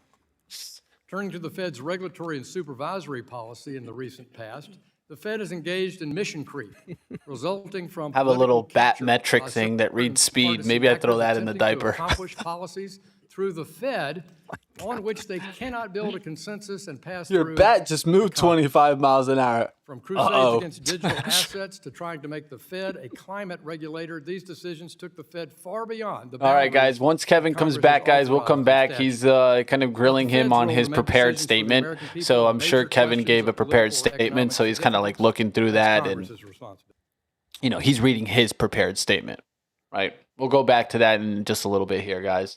SPY is fading off of this conversation here, though. So we could see a little bit more fade play into the market here as the SPY is completely still back in the symmetrical triangle. So that's one thing to note, right? We're going back to the symmetrical triangle, and that is a sign of concern, right? We go back into, let's say, back down and we start going back into like 747, 745s today. And this is a fake breakout, right? So big day right now. I do not want to go back to the video right now, producer, as Mrs. Waters is talking. And I love Mrs. Waters and all, but man, God bless us all. God bless us all. No Trust me. comment. Mrs. Waters, I'm sorry. I've seen you in person. I've met you, so don't worry. Yeah, I've met Mrs. Waters. Let's just say she's not the sharpest tool in the shed. No crap. But then again, I met a bunch of senators on Congress. I met our vice president before he was vice president. Oh, you met JD. Wow. I grilled JD while he was walking about cannabis. Oh, really? What? So what did you ask him? What was his response? He compared it to heroin. And he said that, well, if heroin and cannabis are on the same level, do you think that's kind of like correct? And he agreed, like, that doesn't make sense, right? So there's something needs to change there. We're talking about scheduling 3 and that kind of conversation. But it was fun just grilling JD as he was running by me with his security and and just chasing him with a camera, you know, being journalist. It was fun. That's Good fun. times. Good time. And then him becoming vice president and being like, "Hey JD, you still remember me?" Yeah, man. I'm sure he does. He probably watches Trade the Pool. Oh yeah, that's exactly what This he's is where doing. they get all their Yeah, stock market analysis, you guys. Exactly. Interviews for those guys are so rare that it's We don't probably know like the- really stuck out in their mind. The NOS bot is the JD bot. Yeah, there you go. Also, we were having fun talking about how we should add motion sensors to our kids' diapers to kind of keep a tracking device on them. Are yours all right, Michael? You're doing all right? Oh yeah, they're fine. He's right. being so much of a jerk that they have to call him. Like, I don't know, he's 4. What do I do? You want me to come down there and whoop him? Like, I'll tell him not to do the bad thing when he gets home. But other than that, I'm kind of I'm out of options. We can't handle your child, sir. Can you please tell him something that will help us? Don't do bad stuff. Like, it's a 4-year-old boy. He's just, they're nuts. Yeah. Oh, he's 4. Okay. Yeah, I tried to tell mine that are 2. Just push you right back and be like, get out of here. Yeah. All right, guys, market's kind of just stuck today. This is what you call what? Trying to spend our money. Sideways markets have a tendency of doing this, so don't spend your money. It seems like the type of money today because nothing's going on. And Miss Waters is still talking. Let's just say that much. You know what she wanted to bring up? That Warsh is going to kiss Trump's ring. Oh, okay. Well, Kiss the ring, baby. Kiss the ring. The old SK Hynix, man. 172 high today. Dude, Let's go. I was thinking I bought 5 shares of that right at I when was- it opened up. I was thinking about buying it last night, but it doesn't trade in the 24-hour market. So that's the problem. We need these to trade in the 24-hour market. So Trade the Pool, if you can do that for me, I won't be mad at you. But that's why I went with MU. Right? So new feature coming soon, you know, that we need. But yeah, Micron was the move, but look at the rejection on 1,000. It's a classic kind of rejection move. All right, so it's going to be tough here, guys. Choppy chop land. All right, can we stop talking about Warsh and give him the floor? Yeah, I was about to say, where's the dude we care about instead What of these color old tie guys? does he have on? He's not even allowed to be on the camera yet, Kevin. Jesse, he's not even allowed to be on the camera yet. They have right to now. hide him. They have to hide him in the back. They have to hide him. They have to they haven't even put the frame, right? Because that first moment is so important, right? So the camera guy hasn't even taken a peek at him. He's just staring at all these old guys just rambling and reading their prepared speeches. Well, let's spitball here. What do we think he's going to say? What's like the gist of his overall consensus? So the real question is his conversation about how he feels about inflation, right? That's where a lot of people don't understand him, right? Because he said that inflation is a choice. It's literally his quote. Wow. Inflation is a choice.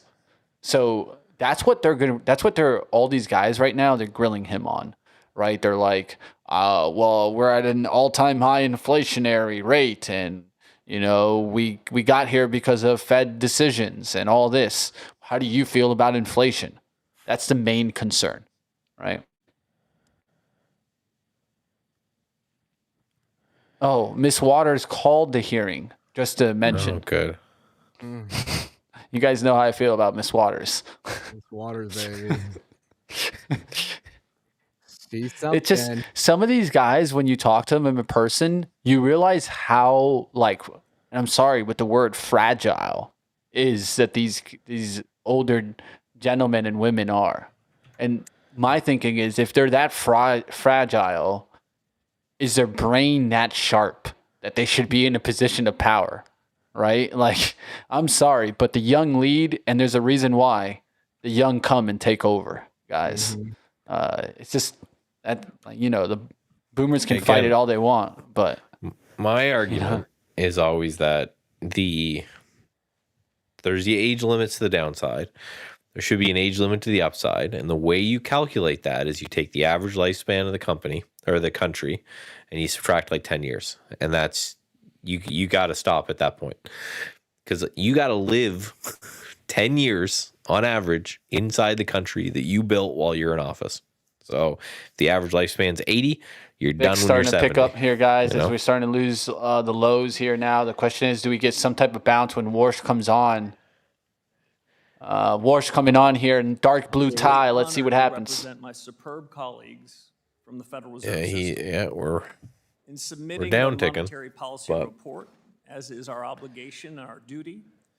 I think of a long line of central bank chiefs that have appeared in this very room. Might take a trade on the VIX here. You'll see it on the bottom right. One of the largest figures in Federal Reserve history is Alan Greenspan, who passed Man, away he about a sounds month way ago older than he looks, after a eh? century of Just like his voice.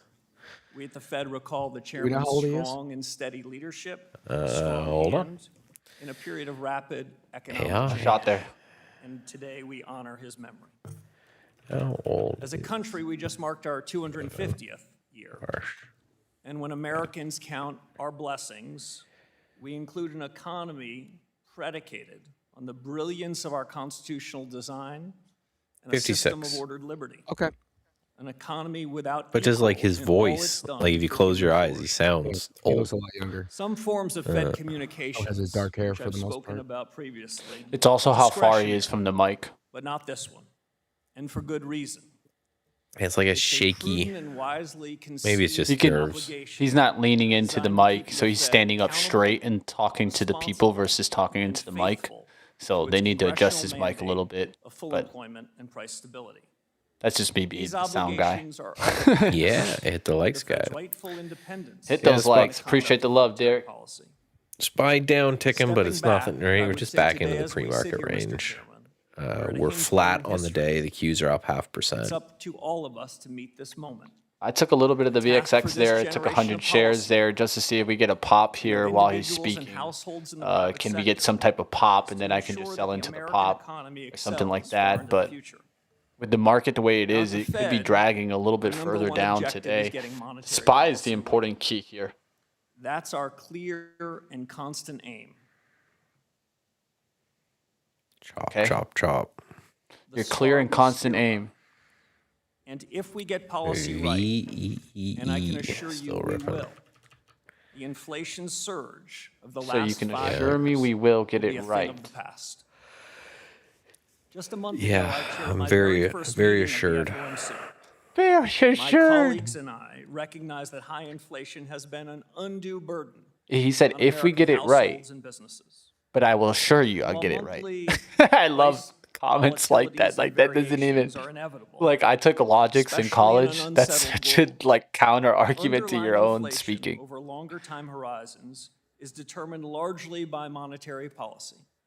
As the chairman said at the outset, inflation's a choice. Oh, Members of our committee have no tolerance for persistently elevated inflation, and we share a resolute commitment to ensure price stability. This was the focus of our June meeting. there you at go. which we SPY's decided coming to back hold with the target action that range he's in the Fed talking. funds rate at 3.5 to 3.75%. Now, naturally, our work at the Fed demands a proper reading on economic conditions. SPY As you coming see in back our here. report, economic activity grew at a 750's solid coming into pace, play. showing remarkable resilience in the face of recent developments. Household consumption, moderate. Manufacturing output, it moved up steadily this past year. The housing sector, however, gives a somewhat different picture and continues to lag. I want to highlight the most striking feature of this economy right now, and it's business investment. The rapid pace, which appears to be accelerating, reflects in part the construction of data centers and other infrastructure, and the immense demand for AI-related equipment and software. Investment in equipment overall increased about 8% for the year in the first quarter. Within that category, high-tech spending logged an especially impressive growth rate of nearly 25%. At the Fed, we don't yet know fully the extent to which the economy will benefit from AI. Yet it seems inevitable that that which we're now calling AI investment will soon just be called investment. Even so, new opportunities for the economy introduce new challenges for central bankers. We at the Fed are monitoring the implications for employment and for inflation. That brings me briefly, I'll end here so I don't go afoul of the time commitment, to the supply side of the economy, which deserves equal measure of discussion. Productivity growth has been strong, predating gains from AI adoption. America's labor force appears stable. Boring might be good, Job and this is creation boring has, in right fact, now. kept pace with the workforce. The unemployment rate is Someone's low. asking about gold. Changed Gold little is over not the last year. moving This at is all. boring. Relatively few I'm looking at copper right now. Basic Materials In is doing closing, I well. will say this. So gold is Came up to my today. new position as a believer in Yeah, the just It's very not range moving. found on the day, and It's just right, gapped up. I'm heartened by the welcome Yeah, I've range found received on the. And you got to by the remember, right? encouragement Gold of my doesn't. colleagues Gold doesn't in gap. considering how GLD best to gaps. advance the Right? conduct Gold of is monetary traded policy. 24/7 We across have the a world. duty to point this institution forward. It's just this Copper's is the doing well. Metals and ETF. minerals doing well Make today. sure we're That's your serving the leading area objectives you today. gave us. Names like And we're going Vale, about it systematically. CCJ doing well. I've appointed task forces that you've already referenced in 5 key areas to improve the broad conduct of monetary policy. 1, Damn, Fed you coming back now? communications. 2, our balance sheet policy. 3, our use of Trying to get some existing data SPCX here. sources. 4th, productivity and jobs in an era of remarkable transformation. And 5, and not least important, the Fed's inflation frameworks. The purpose of this initiative is to equip the Fed to make better decisions in monetary policy and put these years of high inflation behind us. We're starting a new chapter, Mr. Chairman, at the Federal Reserve. In this consequential time for our nation, I can report to you that we at the Fed intend to be fit for purpose and focused on the future. We are the Federal Reserve, Mr. Chairman, and we're determined as ever to fulfill the mission that Congress has given us. Thank you, Mr. Chairman. I welcome your questions. Wow, nothing like a prepared speech. Member questions. I recognize myself for 5 minutes. As outlined in your statement, inflation is the result of many factors. Of these, the Fed has control only over one: monetary policy, as expressed through its interest rate and balance sheet policy. Today, a potential second surge of inflation is appearing due to factors outside the Fed's I would love him control. if he said, "You What know the what Fed inflation can't is control is caused how it by? How about you reacts. Yahoo stop spending so upward much pressure goddamn on money prices and just may like walked diminish on off its- stage and just."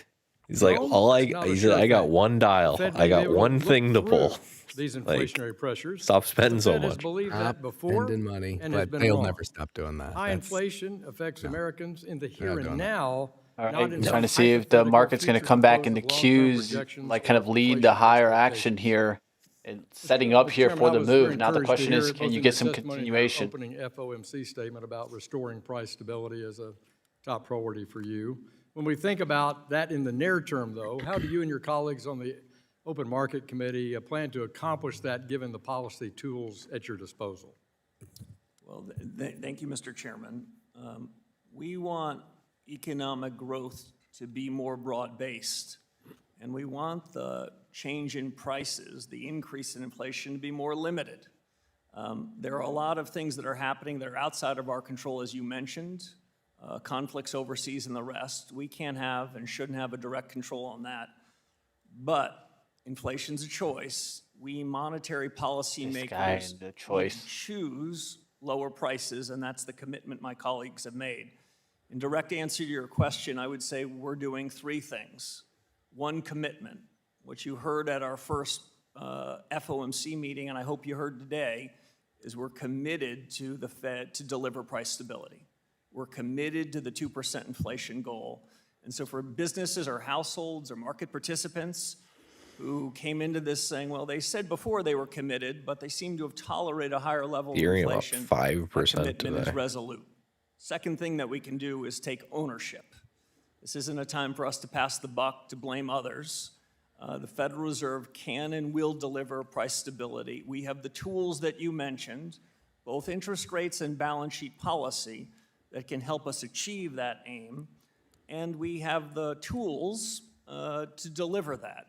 So it's a function of commitment, responsibility, and tools, and we're 3 for 3, and we'll deliver. Thank you. I referenced in my opening statement about the Little Mickey 2020 Mouse decision reference here for you guys. on tolerating higher inflation, and that it's now been abandoned by the board.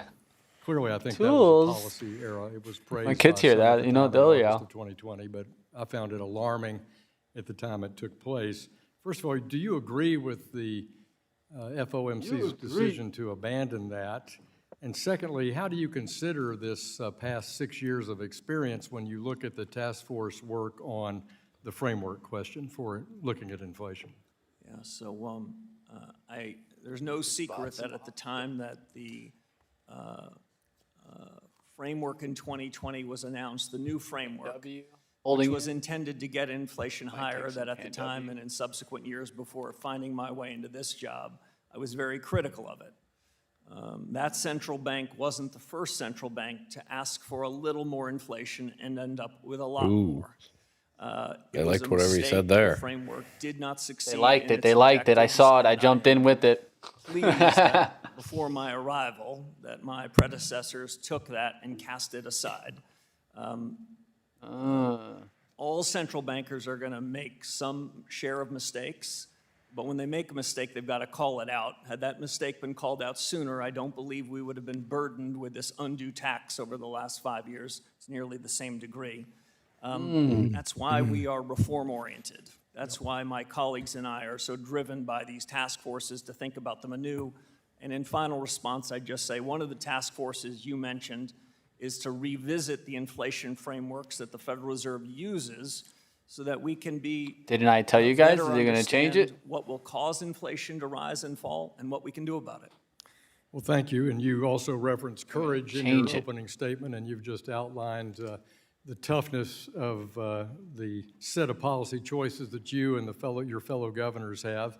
So difficult that your longtime predecessor, Arthur Burns, described that mission as the anguish of central banking to try to cope with the different structures. So in the last seconds I have left, will your task force work review the issue of what you have control over versus what is in the control of the Congress and regulatory and executive branch authority?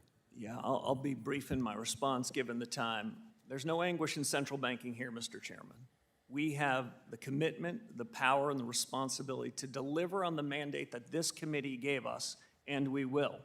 We've got full ability to do it, so you will not hear me blaming anyone else. Thank you, Mr. Chairman. My time has expired, and I recognize the ranking member, Mrs. Waters, for questions for 5 minutes. Thank you, Mr. Chairman. Chair Warsh, Section 10 of the Federal Reserve Act states, and I quote, "No member of the Board of Governors of the Federal Reserve System shall be an officer or director of any bank, banking institution, trust company, or Federal Reserve Bank, or hold stock in Someone any else bank, read her banking lines, please. institution, or trust company," quote unquote. This prohibition ensures there's no conflict of interest arising from your role in making decisions as a regulator that could lead to your personal profit. Yes or no? Do you think that's a sensible prohibition?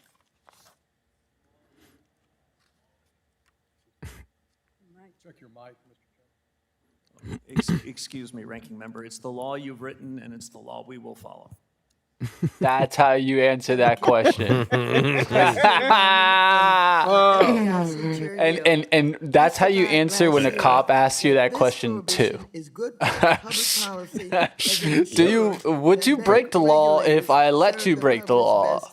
No, I know the law. I follow the law. You tell me the law. I go with the law. What's the law? I obey it. Officer, I obey laws. That was that line right there. That was that classic cop trick. Put forward by banking regulators, including the Fed, except when it comes to monetary policy. And instead of focusing on the job Americans elected him to do, the president grossly profiting off of his position to the extent the president and other Who cares? executive branch officials. Why is That's she the problem with this down stuff. here?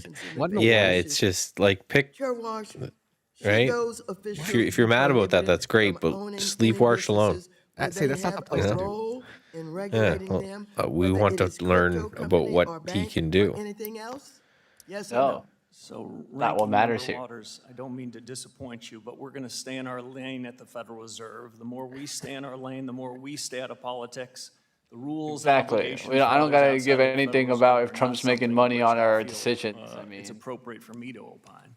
We make decisions, and if he makes money, that's on I him. have here President Yeah, Trump's like most it's I recent I can financial make the interest rates disclosure, go up which shows or that Trump down. made billions of dollars in the That's first year of his that's the presidency. only that's all The I bulk can of buy which back came from bonds his and I can family's issue bonds. crypto businesses, I have that. all I can do while those two CrowdStrike going things. higher, guys. Those overseeing the agency cybersecurity names going regulating higher. crypto. PanW almost a This new is an high now. outrageous So those conflict are of names that I interest, like here. and Congress See if they can must continue put an driving higher end to today. it. Now, I want to just show you, in case you haven't had time to look yet, that this is looking the at PanW president's just a moment ago. disclosure of his financial interests. This is, how many pages? We're seeing software application This names is doing some decent 900 bounce back. pages of financial interest. No When you one have time, cares. I want you to go through them so that you'll know and understand exactly what I'm talking about. So let me Oh my ask gosh, you. she's do just you getting ahead of the understand- midterm. I would just be leaning into the mic. I- It's like Wait a few I months do in. interest. I can make interest rates go up or down. Warsh, I can send you that video. I covered it in 7 minutes. Don't read the 962 pages, please. Well, let me just go further with the I need you prediction mark. focusing on your job, I'm deeply Kevin. concerned by the potential for regulators to profit from the use And of just material keep non-public over and over information again in the on mic. prediction Interest rates markets. up Warsh. or There's a interest pattern of rates insiders down. appearing to Look at this profit guy from leaning over. He's like, what is market-moving, she saying? Trump administration decisions, like when officials with close The guy in the ties back, to the he's like, what is she administration make saying? trades prior to major tariff announcements. Chair Warsh, PanW what going higher oversight there, does almost the going to break the Fed 349. We'll see if over that its continues to employees climb with higher. regard Another to name that's climbing insider higher trading? is And Net. given the rise Cloudflare. of prediction Man, markets, cybersecurity is the breakout Fed is increasing ridiculous its today, guys. oversight for I'm its just like, man, I employees wish I would have had these at the profiting from gates, the but they're use doing of really well. material SPY non-public looking to break high day here. Ranking member, in Frog the beginning coming of my back very there. first week I like on that the name job, I also. sent a letter to the 23,000 employees of the Fed, reminding them the best of the Fed's traditions, which is our culture, and included in that culture is integrity. Included in that culture is Culture. ensuring that we abide by the law. What are to we, the very Mike? highest Are we standard. It's a the commitment Miami that, Heat? we've made to each other and will make to you. Well, thank you. We're the Chair Warsh, hardest in working, 2019, I posed a simple most question to professional. former Chair Powell. I asked, if you get a call from the president and he said, I'm firing Ding, ding, you, ding, ding, ding, ding, pack ding. up, Wait, what is and she saying? It's time to go. What would you do? Chair Powell said, of course. If Trump I would calls him not and says, do yo, that. it's time to pack The up, get answer out of would be here. no. Woman's time has expired. I That's asked what- further. He does not he's- want me to go any further. Do He's you the think one that president has all the doesn't have guns, so I'm going to leave. And then that's your guys' problem to figure out. In a timely way. Thank you so much. The chair recognizes the chair of our task force monetary policy. The chair which taking focuses back on his what we're role talking here and Thank you, being Mr. like, Chairman. I'm going to bring us Ooh. back here. Start off this Market ripping here. Clearly, They Chairman said, Hill's get monetary Miss policy Waters has off right. here. Of course I do. Rips. Market ripper. She stopped talking. What The do you market said, anticipate the stop result talking, of the please. task Whatever force you do, to just be? stop talking. Can we expect public reports or other documents? How do you envision presenting the results of these findings, Mr. Chairman? Thank you very Right, good much. lift off here to begin here now. Right now, Let's they're see if we in get some discovery continuation mode. now. Given the Tech is 5 task force is a tall On the task, radar, tech we'll up go back to first 0.45 in the principles, last see what we're 15 doing, minutes see what can alone, be guys. improved upon. So half of the We're starting day's with a blank action sheet has of happened in paper. the last We had a 15 minutes in highly tech. So credible you are central seeing the bank action running the starting most to really important lift off there monetary- now. And now we're coming right back down again. Policy in the world, what would we do? Are there existing seeing some good practices action we could in improve the upon? market. Are I'm there seeing hard it. questions we could answer? MU did a nice Changes in the spike up, economy and we're relevant to hanging that? at VWAP right In now. terms of Remember, wicks or disclosure, tricks, we're the going to 750 make sure area, that really important external recovery area. independent task Just keep forces, watching for which are reloads staffed around by some superb 751s Fed on the SPY. staffers, that they get to share their views. 751 is a good spot to look at. That's There's just throwback 19 of level us look. around the table that are, Qs, though, you want to see it break the committed to highs. That's listen what to I'm them looking with for. an open mind to 723s make and above decisions, is really the big but there's sign. going to be nothing held in secret here. This is a public discussion on these 5, and I'm happy to share the results and There the goes thinking MU. Periodically between now and the end of the year, at which point I hope we've got some real conclusions. Of course, the committee task force is very sensitive on this thing. Let's move to the communications and balance sheet. MU coming Concern back, I yeah, I raised see with the that. predecessor is the potential Looks for good now. confusion I'm on in the a long trade purpose right of now. adjustments. Believe it or not, I got out at Have 960 some this clear, morning, so frequent it kind of makes communication. sense that it around there example, was kind of finding some The trading support. desk announced yesterday it's continuing the It's like $10 the billion 4 a.m., in 5 bill a.m. purchases support this there. period, presumably to maintain ample reserves. I understand not wanting to preempt the work of the communications task force, but can you share your thoughts on balance sheet Right, got a policy nice scalp on that. communication? Will you make it clear to the markets when shrinking the balance sheet is intended to tighten monetary policy rather than a deregulatory effort to avoid market distortions? You raise a couple of very good points. First, that some of the boundaries of these task forces will overlap. In some sense, each of the task forces are charged with obligations that are ultimately the FOMC and the Board of Governors. So the Communications Task Force and the Balance Sheet Task Force, there might be some overlap in their work. But let me cut to the chase. The balance sheet policies since the global financial crisis when I last served, the balance sheet regime has changed quite significantly. The size and duration of assets the Fed's holding have changed massively. They changed first in a period of crisis. That was the design of this new balance sheet policy. I don't want to prejudge decisions that this task force makes, but it's no secret of my long-held views, and I'll just state them 3 ways. One is the balance sheet is part of monetary policy. Monetary policy is And I'll made blame both her through back interest there rates drinking a and Celsius. through the balance sheet Listen policies. to this stuff. The balance sheet isn't This merely is about this is a prime That's example point of why I'm a quant. Second, Why I does he wanna need 3 assure you that waters? If there were Anybody a ever change figure in that out? balance sheet policy, He has 3. that we would He's a preview cold it, one, explain and it, then debate a it, room no temperature changes in one, a balance warm sheet one, policy just would for happen without whatever he's good feeling at advance that notice moment. to the Maybe likes he of wants this a committee little. and broadly financial Well, he has a spring water, Three, as we probably a think water about that was balance already sheet put there on policy, the we at the table. Federal Reserve I'm not drinking that one that think was a put on the table. Heck strong and no. compelling job to stay I'm definitely clear bringing of one of my fiscal own. policy. That's kind of like the truth serum right there in that cup. Which I'm is not between drinking you that. and the Treasury Secretary and the President, and focus on monetary Definitely, policy. and then he Those are probably one bought of the big his own little questions I've backup. asked this group of 3 distinguished There leaders you go. to take on. There you go. What's And, up to Ryder and I in look chat? forward to hearing what they have to say about it. I just would have opened up with Composition the of Dow is Treasury at purchases 50K. continues to trend towards more price-sensitive What are we doing here? The NPR Okay, I'll go details home. this Everything's trend fine. along with strong Everything's demand fine, and increased guys. liquidity. The market is at all-time Although we highs. know from experience conditions can worsen. Pan W is still hanging in there, guys. Quickly on I'm still prices. seeing the strength in How that are you name, thinking right? about So I think financial this is one of those stability and days where threat find the of fiscal relative dominance if strength. Congress fails Find to names get that spending are under holding control, their 9 while the demand EMAs for our debt, on momentum including the Federal upsides. Reserve, continues to change. So it's an excellent question. One of those names is SoFi. We'll look to see if it gets hot again. Up. I'm sorry about that. We'll get a As we sit here little today, the little average browsing. duration, that is the average outstanding stock of assets that are held by the Fed and U.S. Treasuries is about 6.5 years. The Treasuries that held in the market are about 4.5 years.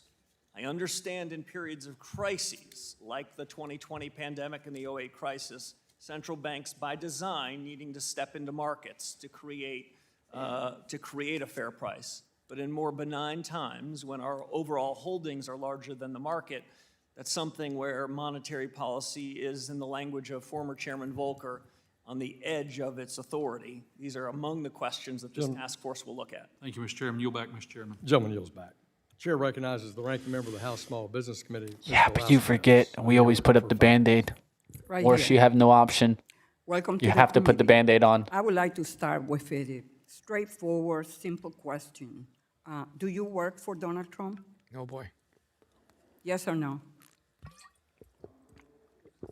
if I'm permitted to say, we're an independent central bank. We're honored to be independent. Our independence came from you. Okay, that's enough. Thank you. What steps would you take if the president or others in the administration target you or your fellow governors because he doesn't like how many of them are voting on interest rate policy? So it's not my intuition to engage in hypotheticals, but I'll tell you this: the Supreme Court said That's an easy way out. The Supreme Court said that the Federal Reserve and the conduct of monetary policy is independent. To the extent there were questions about it, the courts answered those questions. So what would you do? I would continue to do my job. Okay, good. Chair Warsh, do you agree that current monetary policy exists in an extremely polarized and politicized Pan environment? W350s now. Zscaler, though, continuing its high climb, guys. It opened up at 140. It's 153 now. Of the Federal Reserve, there's no doubt a lot of politics. But my goal inside the central bank is for there to be no politics. To the extent there's politics there, we're going to get rid of them. Well, I, along with many on my side, will say that the attempted firings of a sitting Fed governor and Fed chair in the central bank's 111-year history is quite the politicization and polarization of the Fed. Chair Warsh, at your nomination hearing a few months ago, you said, and I state, I am committed to ensuring that the conduct of monetary policy remains strictly independent. You just said that. Are you still committed to conducting independent monetary policy today? Absolutely. Given the current mistrust, This is why government these and meetings the get so political hard to environment listen to. surrounding your appointment, the decision to limit No, they're just not talking about and offload things the Fed can do. to clandestine task forces with no Again, I would clear answer every transparency question with called interest rates your up motivations into or question. interest rates Simply down. today, to institute an Too bad you're That's Canadian. explanatory You framework should be in that this position, details the Michael. reasoning Oh, well, have of you the ever Fed's seen like the actions parliamentary, following the policy Canadian and the changes? UK parliamentary stuff? Like they I'm here just, today, there's none of this Congressman, nonsense. to They're just do all that. screaming at each I other think all the I've time. demonstrated in my first 6 or 7 That's years what I in like that. office, a what commitment we to need. independence and a commitment to reform. And they Those can't, two are you're not allowed to of talk to common- each other. common So you have to importance, talk and I'm gonna to deliver on both of one them. guy who's just called the glad to speaker. hear that. He's the one, it's like a debate. You're not allowed to yell at each other Chair in a Warsh, debate. You at just your first yell. So post, so it's always the like both backhanded AOMC under like meeting as chair. really There's a like punchlines, man. quippies. Yeah, How they you got to come up with the intend to punchlines because they can't just like, Punchlines. going yeah, forward. it's like you get your You time to answered, speak and you and I speak quote, to the "We speaker and made then the next some guy gets his changes time to, and he today. speaks and I it's always expect these like more underhanded, changes like to really come. catty And some of those remarks, might things like It would have this. opened up more be with worthy of a press oh, conference. you To me, ring that is kissing, not a very definitive inflation standard. loving.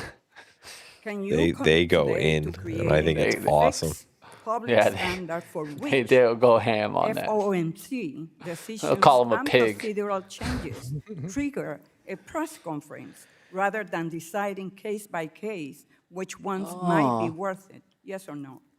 Now we're dipping back down. Slightly Dude. longer than yes or no. These The hypotheticals last is worse than 63 months, maybe So bad. 64 months. Worse So than we being had- called of into high the principal's inflation above office. The Fed's objective well. suggests that it is So we had Warsh come immediately on, and we had this little important to dip, think about reforms, and then we including communications. came back up, and then we had And that's that what we're rip, going to and now do. we're I don't basically. expect communications to be about hiding the ball. You got to be The quick purpose of a change in if you're going to chase communications these is to crazy do moves. One thing right, which is to get monetary policy I right. hear you, but are you instituting any I hear you, standards that but I will don't like you.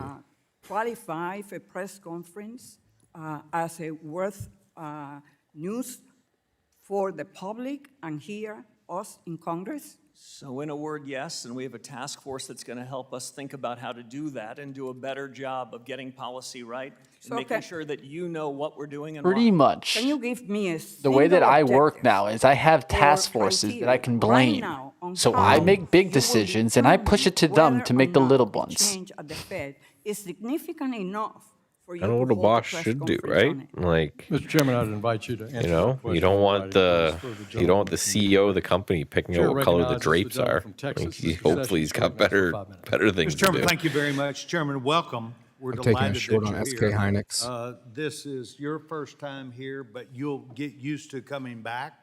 You'll be here twice a year. So your report to Congress is important, and we do count on the factual You nature. saw the red of it. tie, though, right? I'd like to refer, if I can, to 3 questions and allow First, you day, to speak first instead time of they give him the myself Republican most of the chance to time. talk Number here. 1, housing interest rates, that would be on page 21 and 37. Then understanding better the agricultural stability of that marketplace. I represent a hugely agricultural district. And second, or lastly, the labor market outlook, that's page 16. I'll let the gentleman please move forward, and I'll prompt you now on the first one, housing interest rates. You would please talk to us, your view of that. It's higher than what I want, but you're the person that's in the seat today. So as I mentioned in my opening statement, prepared remarks, the economy is solid. Financial markets look like they're in very good condition. But when we look at housing markets, the story is much more uneven. 30-year he fixed said rate mortgages, financial markets, which good is condition, really Ripper. the relevance of much YOLO. of this discussion to a lot of hardworking All in. Americans. It's higher than it's been, and in part, that's because of inflation that has been above the Fed's objectives. Okay, and looking forward, Man, today is a your goal, what snoozer, can we dude. look at you and say, It is. what is our new I'm chairman sorry, going to do team. about that? I am sorry gonna for deliver these price stability boring with his old colleagues at men the that we have to FOMC. listen to. And what we And have to women. do Don't in forget the women. making sure They're that boring, people too. are confident. Yeah, Mrs. Waters is boring. Trust me. Change in I haven't prices forgot her. is at such a level Don't that leave her they out. think about it, and they don't have to talk about it. That is SK consistent Hynix with ripping. long-term treasury yields being SK low, Hynix, let's and that's go, also Heine. consistent with mortgages Show that being more Heine. Let's affordable. go. I agree with that, and I'll look forward to that. Agricultural outlook, as you know, farmers, the farm economy is going through some changes. Your viewpoint on that? As you know, the Fed does not target particular sectors, but that doesn't new mean high these day. sectors aren't incredibly important. The housing economy what? matters, the economy, SK Hynix. the overall economy, and so does Yeah, the the ag strong economy. stocks keep strong. The other ones that are breadth just and sideways, just diversity of the sideways. U.S. economy yeah. that gives it its strength. It's the dynamism of what's happening in each of these sectors, And the including Qs, agriculture, that gives IWM, us great RSP, comfort. Economic growth can be SPY, materially higher all than the it is. range, We are not afraid of range. productivity-led growth, and that's not I was unique to really AI, that's hoping across all sectors of the economy. As that I we get mentioned, something. Chairman Hill, we're looking for growth to be broader, and the change in prices, the inflation. in JPM prices is still being holding up here, limited. guys. It hasn't pulled back. Agriculture is not Maybe we immune see the to banks those take another developments. leg. Well, the Agriculture Secretary has been added to some of your important committees to make sure there's discussion. I hope that you will listen to her. It is important. I hope for we you will not have to understand listen to that you. when people talk about the stock market or investment, farmers and ranchers look out in their backyard at the cost of their equipment, at the cost of their land, at the cost of things. Inflation, They don't have baby. a stock market. They have their own. They don't have it? And I think that the secretary can be there to completely continue to remind you of that. Labor market outlook really looks good. Page 16, sir, your take.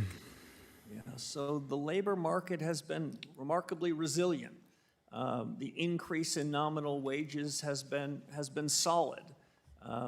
You might have heard in No, it my hasn't. comments at the beginning of this a bit more focus on the price stability part of the mandate. I haven't want you to gotten a know, raise though, in that a there little is no while, so, disfavored part of the legislative remit that you gave us. The dual mandate is your word to us that we're going to focus on price stability and on full employment. I intend to do just that, and if I could add one other thing, in my view, the two parts of the mandate are not in conflict. This is not an either-or proposition. The more we can do to deliver low and stable prices, the more we can get it such that people aren't worried about inflation, the more employers are going to want to hire more workers. So you gave us a remit. We take both parts of it seriously. As we look out the window now, the labor markets look to be in pretty good balance. We've got some work to do on the inflation front. Well, we in the one big beautiful bill, encourage people to go back to work. And that is why we do not tax overtime pay and why we do not tax what would be tips. We need to get people back in the marketplace. We hope you help us out, Mr. Chairman. Welcome to us, Mr. Chairman. Thank you for your time. Gentleman from Texas. How about you Madam tax Chair me recognizes the less ranking on my member of our regular Council stuff, overall, not Mr. my Sherman of overtime? California. Because if you get Chairman, paid first I wanna salary, there's not commend much you for overtime. looking to So many improve other the taxes to data go after, and on this whole which thing on tips. you That's base your monetary policy decisions. It's the Up worst. until now, we've relied on It's just to get survey voters. data as a It's young substantial voters. part of Young that. voters. It's just And Young voters. increasingly, It's just young Americans voters. just don't It's a voluntarily push for answer voters. It survey has nothing to questions. do with the actual. I want to commend you for helping for of declaring society. your independence. We saw what happens in Yeah, Argentina, they got to remember, Venezuela, man. Young people and, don't most vote. notably Turkey, when They forget. They don't. central bank independence Overwhelmingly is, the elderly, is which eroded. is why And, that's why there's no age I cap, would right? So you can't say ironically that had your boot them predecessor out because caved to Trump, they're the ones that have vote. lowered You can't interest say, "God, rates we got to get rid of the below old what people." economics The old would call people will vote for, no. we would have much higher inflation today, and that would have been bad for Americans. It would have been absolutely terrible for the Republican Party. So the independent, your agency has saved Donald Trump from himself. Oh, thanks, And dude. finally, I would say don't rely Thanks. on this distinction Thanks. between the cook and the I think slaughter even Trump said cases. thanks. The idea that every congressionally Thank you very created much. independent agency isn't Thank you. independent except Thank you. yours. You don't want to be There's MU relying on curling that. back up, trying to. The distinctions the court makes between your agency and every other agency are rather weak historically. Oh, Our capital markets support tell them how you really business feel. expansion in our economy. Money market funds are an important part of that. Buying Think she's short-term falling asleep commercial there? paper from I think she corporations. is. Our payment system is designed to meet the needs of honest Americans. That's why we have an anti-money laundering. Oh, know that your guy's falling customer asleep on the rule back left. That makes it a He's bad asleep. system for drug dealers. He's and napping et right cetera. now. There's a rival to these institutions, and that is Oh, he woke up. cryptocurrency, which literally means hidden When money. you see people do quick And, movements is designed after they're to, dozing, and then we have in it's just a particularly stable tell coins, sign. Because you which, wake up and you go, are just like a money market fund, except you earn zero interest, and everything is hidden. Now, the Federal Reserve established liquidity facilities to support money market funds in the last crisis. Will the Federal Reserve support cryptocurrency or stable coins if they face a run on? support it all. I think even the browser fell asleep. From an We gotta wake it up. I was Smack it a interested little in bit. that. Smack it a little bit. Yeah, this is the first interesting thing I This is think the first he. interesting question I've heard the whole time. Position, we're not bailing out anybody, including crypto. Oh, You're not really answering the question. Obviously, but everybody guess what? You prefers our always economy bail works out well. everyone. Yeah, I'm certainly concerned with giving non-banks direct access to the payment system, and this Kraken filing with the Kansas City Fed is concerning, but I want to move on to Basel III. Your predecessor said that the capital requirements for The banks in old third 2019 Basel. were about right. Basel. The current reproposal substantially raises those capital requirements. Were capital requirements about right in 2019, or should they be higher than that today? Market's The holding good in here, news guys. is I think we have might start getting a proposed trickle capital rule higher. that's So out I'm looking for that comment. trickle I'm quite higher interested in now. getting the reports and the comments on that, and I look forward to reviewing those and making a judgment. I would say, as a first principle, strong capital Welcome, ratios, Josh. strong We're talking liquidity about ratios, the strong third supervision, Basel, and which strong I think is market the most discipline important are Basel. all of a piece to ensure we don't find ourselves in thought a world Art where Basel there's was in unsafe or Miami. unsound institutions. We, of course, want strong limits. On the other hand, if you go overboard, you hurt economic growth and hurt the economy. I hope in that review process you'll look at low-income housing tax credits, where you've already moved from 400% to 100%. It should be closer to 20%. These are 20%? assets. Gentleman's time has expired. And my time has expired. Appreciate you, Mr. Sherman. The chair recognizes He said, the chair yeah, of our I'm subcommittee cutting on you financial off right institutions, there. The distinguished gentleman from Kentucky, Mr. He Ball. wants low-income housing. Thank you, Mr. Low Chairman, income, and- we all know how they're feeling this Chairman Warsh, inflation. congratulations He on wants your to take confirmation and swearing away as- their swearing in as the low-income housing 17th chairman of the credits Federal down to Reserve. 20%. I am grateful for your commitment to Nice. reforming the Fed, and that appreciation is surpassed only by our shared love for Kentucky thoroughbreds and your love of the great sport of horse racing. Let me just ask you first of all, since you're swearing in over Market's 7 holding weeks in here, ago, guys. Phil, We that stood- sounds things so seem weird. quite a bit different. It's just like, so horses over are at cool, the eh? Fed. A few examples: elimination of forward What? guidance, abstaining from the dot plot. Can creation we- of these can we get to work here, specialized bud? Task forces, Warsh and maybe probably most, was just staring at him impressively, like- taking accountability. Yeah, like Instead of horses, blaming man. inflation on No the smile pandemic or given supply for chain the interruptions horse or comment. tariffs or the Strait of Hormuz. Like, you want to go for You beer are later? saying Yeah, that we can do inflation that. is But always and right every here, time the result let's get some of work done. the Fed supporting printing too much money. Tell me, Mr. Warsh, you appear to be quite different from your predecessors. How are you different? So I've known 5 of my predecessors. I've learned particular lessons from each of them. I can only be my own man. I'm way I faster served than him. before at Get the up and Fed search for about button. 5.5 years under What- Chairman Bernanke. what's wrong? And learned a lot of things then. Strong. But you're right. Lifting In up the 6 desk weeks, was we like- have Flips the caused, desk. I think, a sea change in new thinking. The We should all beginning meet of a in set of Jackson reforms that are Hole gonna this be year. put in Sure. place Let's across rent out at the least place 5 right next door dimensions in and just monetary get policy. have the And it's a party so broader loud discussion about reforms that we get will be kicked out of forthcoming Jackson in Hole. everything That'd be we a funny do, story. Jackson including Hole, supervision and baby. regulation, where there's already been a good start in payments and the rest. We made a lot of progress in 6 weeks, but I think it's important to use this opportunity wisely. The 63 months of inflation above target has been an unfair burden and has been a tax on the American people and businesses. We plan on getting rid of that tax. If that means we need a regime change in policy and we need new consideration of practices, some of which have been working, some of which haven't, that's what we aim to do, and we're just getting started. Well, I appreciate your commitment to being different. Let's talk about overhauling Fed communications. This from a Wall Street Journal editorial on June 15th. They write, few innovations since 2008 have been as counterproductive as the adoption of forward guidance as a policy tool. The constant yammering, long policy statements, Oh, the press yammering. conferences after every Oh, can FOMC we meeting, nonstop please speeches stop by Fed the officials, and nonstop above all, the speech. quarterly Stop. summary of I economic like this guy. I don't know who he is. has exposed I how want him to little shut up, and I like it. the Fed understands about the economy and trapped officials in errant policies. Chairman Warsh, why is it important to do away with the dot plot and end once and for all forward guidance?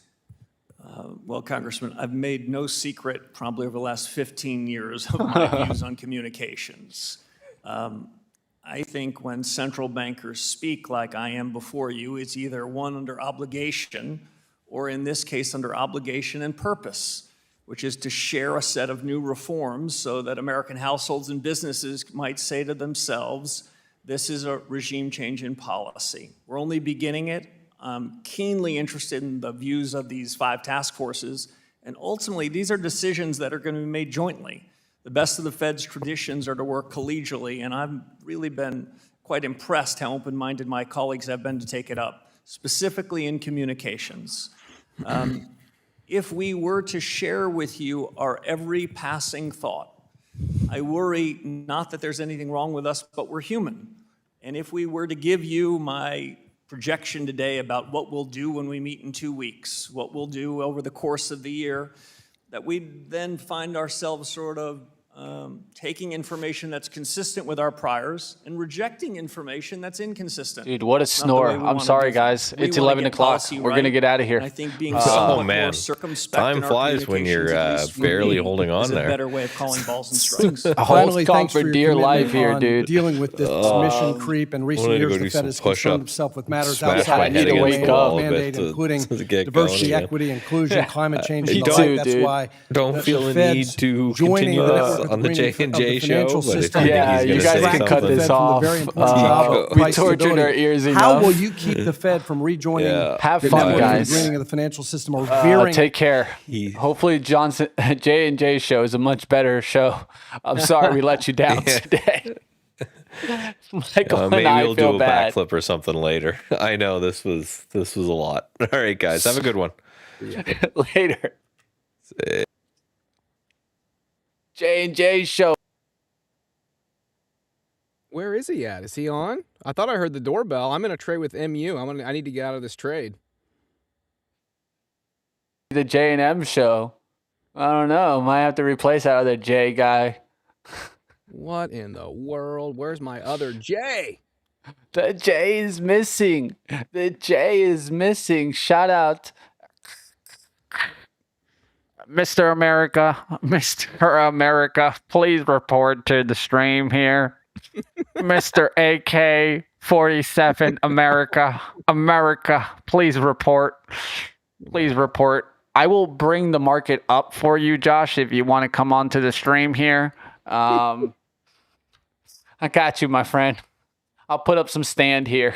We'll see what happens in the market, guys. I'll continue rocking and rolling. And you see, if you call Mr. America and you say it 3 times in the mirror, watch what happens. Mr. America, Mr. America, Mr. America. Hey, and you say the word, and there he is. J&J show. Peace out. Boom. Hey, Let's go to bud. it. How we doing? How we doing? Good. It's the J&J show. Yeah, having some going back and forth with internet issues, but good to go now. Ready to rock and roll on the day. If we had little issues, it's always like back and forth here. I need to get hold of Xfinity and start yelling at him and say, "What are you doing to my internet? You're killing me." Is that who you have as Xfinity? Yeah, and they've been great for the longest time. Well, they were the first to put fiber down throughout the neighborhood, and so eventually now they've got like so many other places or companies that are doing it. So the reason we're staying with or have stayed with Xfinity is because we got some deal with their mobile, and so we pay like it's less than $100 a month for both phones and unlimited service, and they use Verizon. So we were like, hey, heck yeah, I'm sticking with this, baby. So anyway, all good to go here. Traded today, UBXG. I wish I would have traded and stayed in UBXG a little bit longer. UBXG has just dumped off the face of the earth. I don't know if you've noticed that today in the small cap sector. We've had a few plays just dump away. What's up, Ayush? Yeah, there we go. There we go. So I got in here earlier on UBXG as this was halting down. I hesitated at 11. I know the Kevin Averys of the world, the big Honus girls and boys of the world that will like shorten the top. I'm not that. I have to wait for a good move down and see the retracement actually happen. So I love that first halt down. I fat fingered and got out literally as it was halting down here, and I've got all out and tell my, of course I tell my, and I'm not thinking we're going all the way down to 430 from a freaking 930 entry. Right. I knew we'd probably get right back to 750. This was my main goal. You talked about on the live stream. And so I would have been out probably most there and like holding very minimal shares and doing that little slow scale out, deal that I do. Yeah, you don't get these. I wish we got these every day, Jesse. Obviously, like there are certain setups that, man, if I could just get this setup every single day, this would be one of them that you would love to take, because you go back, this was no reason it was up today. You go back over the last few days here too as well on, I'll bring this up here. By the way, how was CPI? CPI was good. If you look at the 730 candle across at least large caps, it was a very, very bullish candle at 730 when that information dropped. When they said we dropping that info. All right, let's go to 15. Let's go to the 15-minute time frame actually here. We'll go back a month. Maybe possibly, maybe it's 3 months. I don't know how long ago it's been. Where is it at? There we go. So it was just earlier this last month. So I'll zoom back in a little bit here so we can see failing at 1140, failing at 1140, failing at 1160, failing right around 12ish or so, 1250. And so this morning when you go in and see that chart and how many times we've failed at that area this morning too as well, when it dumped all the way back down, this morning to this 750 note and popped up. I said, guys, we got to look to short this. Yeah. Nothing in the small cap sector is holding up at all. V, we'll get to V in a minute. V is, but other than that, you can go across the board. Nothing is holding. I mean, we've had some good spikes and nothing is holding. Yeah, so it was nice to see this, and it's now just become a halt fest. We're halting down, we were halting up, we're halting down and up. At the door, we got the kids yapping and yelling out there. Nice sell-off, Ray. Very nice sell-off, Jesse. So this was the one I was in on today. LGHL was another one that had a good pop, no reason for it to pop up and then drop, right? I mean, we're talking, this is like SpaceX stuff. This is rocket mode or rocket launch, whatever they call it, where it comes back to where it launches from, right? This is like... It's good to see you, Nigel. Good to see you, Smoke Tuna, Mike, Hickson, Chat, Tack, of course. Great to see you guys this morning. But we've had so many drops. VMAR was another one. VMAR, I think Florida Joe took advantage of VMAR. So this is another one that fell off. So nothing in the small cap sector is holding up. I love shorts. Actually, I love going long, but when it gets inconsistent, kind of like it has been here recently, I love when these plays just dump off. You find a good uptrend channel right through here. Boop, boop, boop, boop, boop. We're touching. The higher lows along the way, just waiting for this to crack, and we just get the ultimate sell-off. Now, again, we do have one play that is running. It is V! And she is having a good time today. I've stayed away from it, but this is our one sort of speak barn burner yesterday. Of course, you go back to this play, and let me just zoom back to yesterday's chart. Yeah, we're talking from 4-ish area all the way up in after hours to 40 freaking one. I was in a one-on-one watching that just skyrocket in after hours. Didn't hold its gains, but it came down this morning and pretty much double bottom, almost off a pre-market low before now we're ripping and rolling here. So this will be the only one that I'm really looking at for the rest of the day. I'm looking at other plays just because they're fun, and they're moving. But this would be your main one, especially in the small or the mid-cap sector, micro sector that has still moving, my man. So I said it's moving. Sometimes those micro caps or small caps, sometimes they, you wait a few days or weeks sometimes, and it can just be all cold and not a lot's going on. But if you get a few rippers, man, that can make the morning.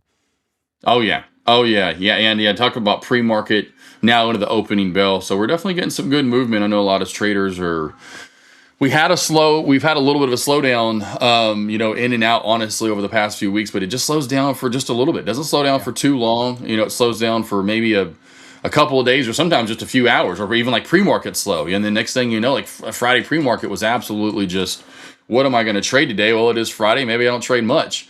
And next thing you know, I had like 5-6 trades within like less than an hour of the opening bell. It went from nothing to everything. And so it was definitely, that's the one thing about small caps. You got to stay on a swivel because you just don't know exactly what you're going to get, really. What'd you trade today, bub? Yeah, you don't know. I traded too much. I overtraded today. Let's talk about it. 29 trades. Some of that is scaling out, though, and scaling in. So let me pull up my screen here and show those puppies off. Show those bad boys. I did some MU trading. Well, my first trade, let me just say this. I went on just the emotional roller coaster. I was in a trade. In fact, let's just open it up. Let's take a look at Marvell. So this was my first trade today. And of course, this is where my computer is going to lag, so my apologies if there's any lag, guys. But I fat-fingered my first trade because I was setting up my stop loss. You can bring the thing back, and I literally just go right over my cursor, right over where the stinking candle is, and accidentally let it go. Bam, I'm out $60 very first trade. So I'm just like, no, how is that possible? So yeah, first trade was just an emotional, aggravating start to the day. And didn't really get a lot better. I took, there you can see here, I just took, let me get some of the spaghetti off my screen here. I like to do these overlays. Spaghetti, baby, spaghetti. Now I love how now we're just going to start calling it spaghetti. The noodles, get those noodles, baby. Somebody in chat, who was that? The Crow Trades or Smoke Tuna? Somebody said noodles, and I'm like, you know what? They're right, and I'm just going to call it noodles from now on. That's what it is. Man. Anyway, you can see here, this was my first trade, and literally I'm out here with everything because I accidentally fat fingered my first my stop loss, and second trade I think was okay. The third trade I was completely wrong. It went against me. I was out. So yeah, it's been kind of a rough day. I I lose some, I win some, and again, it's 29 trades. There's too many. I'm going to need to go back and journal some of this later on this evening or this afternoon when I'm on my Jesse Trades YouTube channel and just kind of walking through everything. But yeah, took several in Marvell. I took a few here in MU a little while ago. I had a couple of good trades with MU. It was consolidating for a bit of time, but I did I went long. Yeah, I went long. It was in here. I averaged in here, and I got out over here. So that was a decent trade. Made a little bit there as we were starting the J&J show. And now it looks like MU is making a move back up and past VWAP. So wish I was still in this trade, honestly, because MU might be ripping up. I also wanted to mention, I don't think I took any trades in it, but SK Hynix, which I do have a swing right now. I bought 5 shares on opening day when it opened up here in the U.S., so it is now it's climbing 178.82 and looking for more with SK Hynix. So She like just that. got a good little rip there. I did take a trade today on this. See, this is the problem. I've over traded. I can't even recall all my trades off the top of my head. That's very annoying. But looks like Honesty is it's good. The brute honesty to have to go back and face it. It's true. Oh, and do you hear that? Do you hear the guys in the background? Sounds I like do. we're back in the Fed meeting here somehow. We may want to turn that down if we're not going to listen to it. There we go. Unless there's something we need to hear. Oh, no, there he is. He's talking again.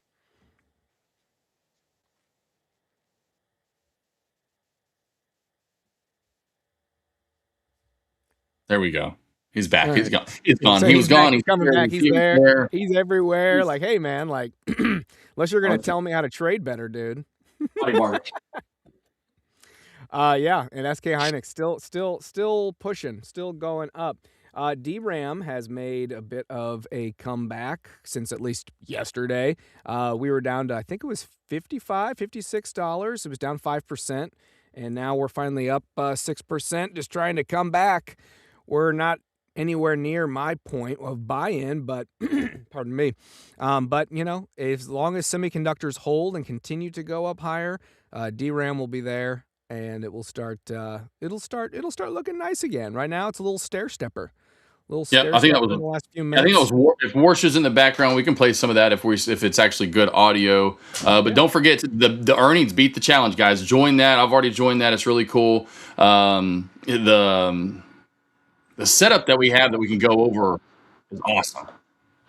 Capital and the capital provided from investors are happening here. So the efficient frontier of these technologies are happening in the United States. This is a benefit broadly to our economy. By the way, V trend line crack here, guys. Watch for move down from V. 37.50 support, and then down around 35 or so here. Threats when they find their way into adversaries' hands. The infrastructure at the Federal Reserve, the infrastructure at our banks, large and small, they must feel new pressure as people are looking to use these technologies to do harm. So these technologies can be used for good and for harm. Over the long term, I think the U.S. is the winner. Over the long term, I think there is sign up, guys. Don't forget to sign up. The earnings beat challenge here. Should have a material Link improvement in the bio or the description of the day's live stream. But the and long of course term in the chat. Can be quite sign far up. out, and we've got 12 to hours monitor left. things month by month, I'm already quarter by signed quarter up. as we get there. Yeah, the thing that troubles me is every time we talk about AI, I hear about this race, and it's us against China, or it's us against South Korea, or countries in the EU. The problem with that thinking is that in this race, and we're seeing the velocity of change is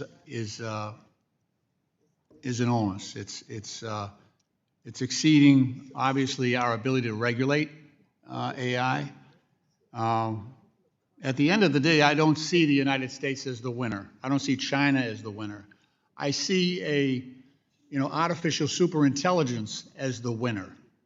That's where we're rushing along this course, and at the end of the day, we're creating either us, and it doesn't matter whether the creator of artificial superintelligence is a good guy or a bad guy, or a good gal or a bad gal. That superintelligence itself will be the entity that we have to confront. And I just worry about the broader impact of what's going on right now. There's tremendous resources, as you know, being poured into AI. I just hope that the course of regulation does not meet the same fate that the regulation of crypto did, where That girl does crypto not industry seem spent very 200 amused with this whole $250 thing. The million girl up behind him, there look on out. She Capitol is like, Hill, I'm out. I don't and they want to got the be bill here. they wanted. Can I get lunch already? It's lunch break. If that happens with AI, we are in serious Yeah, even tax says existential this is trouble, useless. not only in this country, but in this world. This guy, Mr. And I do Mr. believe that Lynch. the Fed, in your position, has influence, has the ability to seek out those dangers that others may not Needs a Red Bull. identify. She needs her wings. And I just ask you to please consider your role and the resources that you have, that maybe you can Red Bull. put a task force together to look at the broader implications of the adoption of AI. They can't even show us, they can't even explain some of the things that they're using right now. The explainability gap is enormous, but Okay. I welcome you. I wish you bad- the not a bad best. I topic. really do. I wish you the best for all of us. Gentleman's time has expired. I yield back. Chair recognizes the gentleman from Georgia, the Vice Chairman of our Financial Institutions Subcommittee. Mr. Loudermilk, you're recognized for 5 minutes. Thank you, Mr. Chairman. And There's that 37.50 Chairman Warsh, bounce, by the welcome. way, Thank you here for on being here. D. Godspeed with the position you now have, and we wish you the best of luck. Thank you. First, I Mr. wanna talk about Loudermilk. Operation Choke Point, as you How loud's your are milk? fully It's aware. loud. Operation Choke Point 2.0 involved partisan actors That's a at the last Fed name, wow. using, Yeah. quote, reputation risk as a means to target and debank firms and I individuals. can't help it. That's like digital that's the asset Johnny ecosystem. Knoxville that comes out in me where I just see that. I'm like, Industry okay, I really got to say anyone something about that the last name. partisan actors at the Fed believed unworthy of a bank account or loan. Yeah, him or This was Louder? especially egregious given the fact that the Fed does not have a statutory authority from Congress His to daddy grew up on a supervise dairy for farm. reputation risk. I would Well, imagine. I'm happy that reputation risk has been wiped from the Fed's guidance to examiners. Can you please tell us what steps the Fed can take to durably ensure that statutory silence is never, again, abused by partisan actors to attempt through the Fed? I wonder what how they big cannot those make letters are he law in wrote down. Congress, and also what actions that you may be taking. Hey, you read it good. So thank you, Congressman. Reputational That's a good risk question, though. has been When are we gonna regulate removed this stuff? from the dashboard that supervisors and regulators will have anything to do with.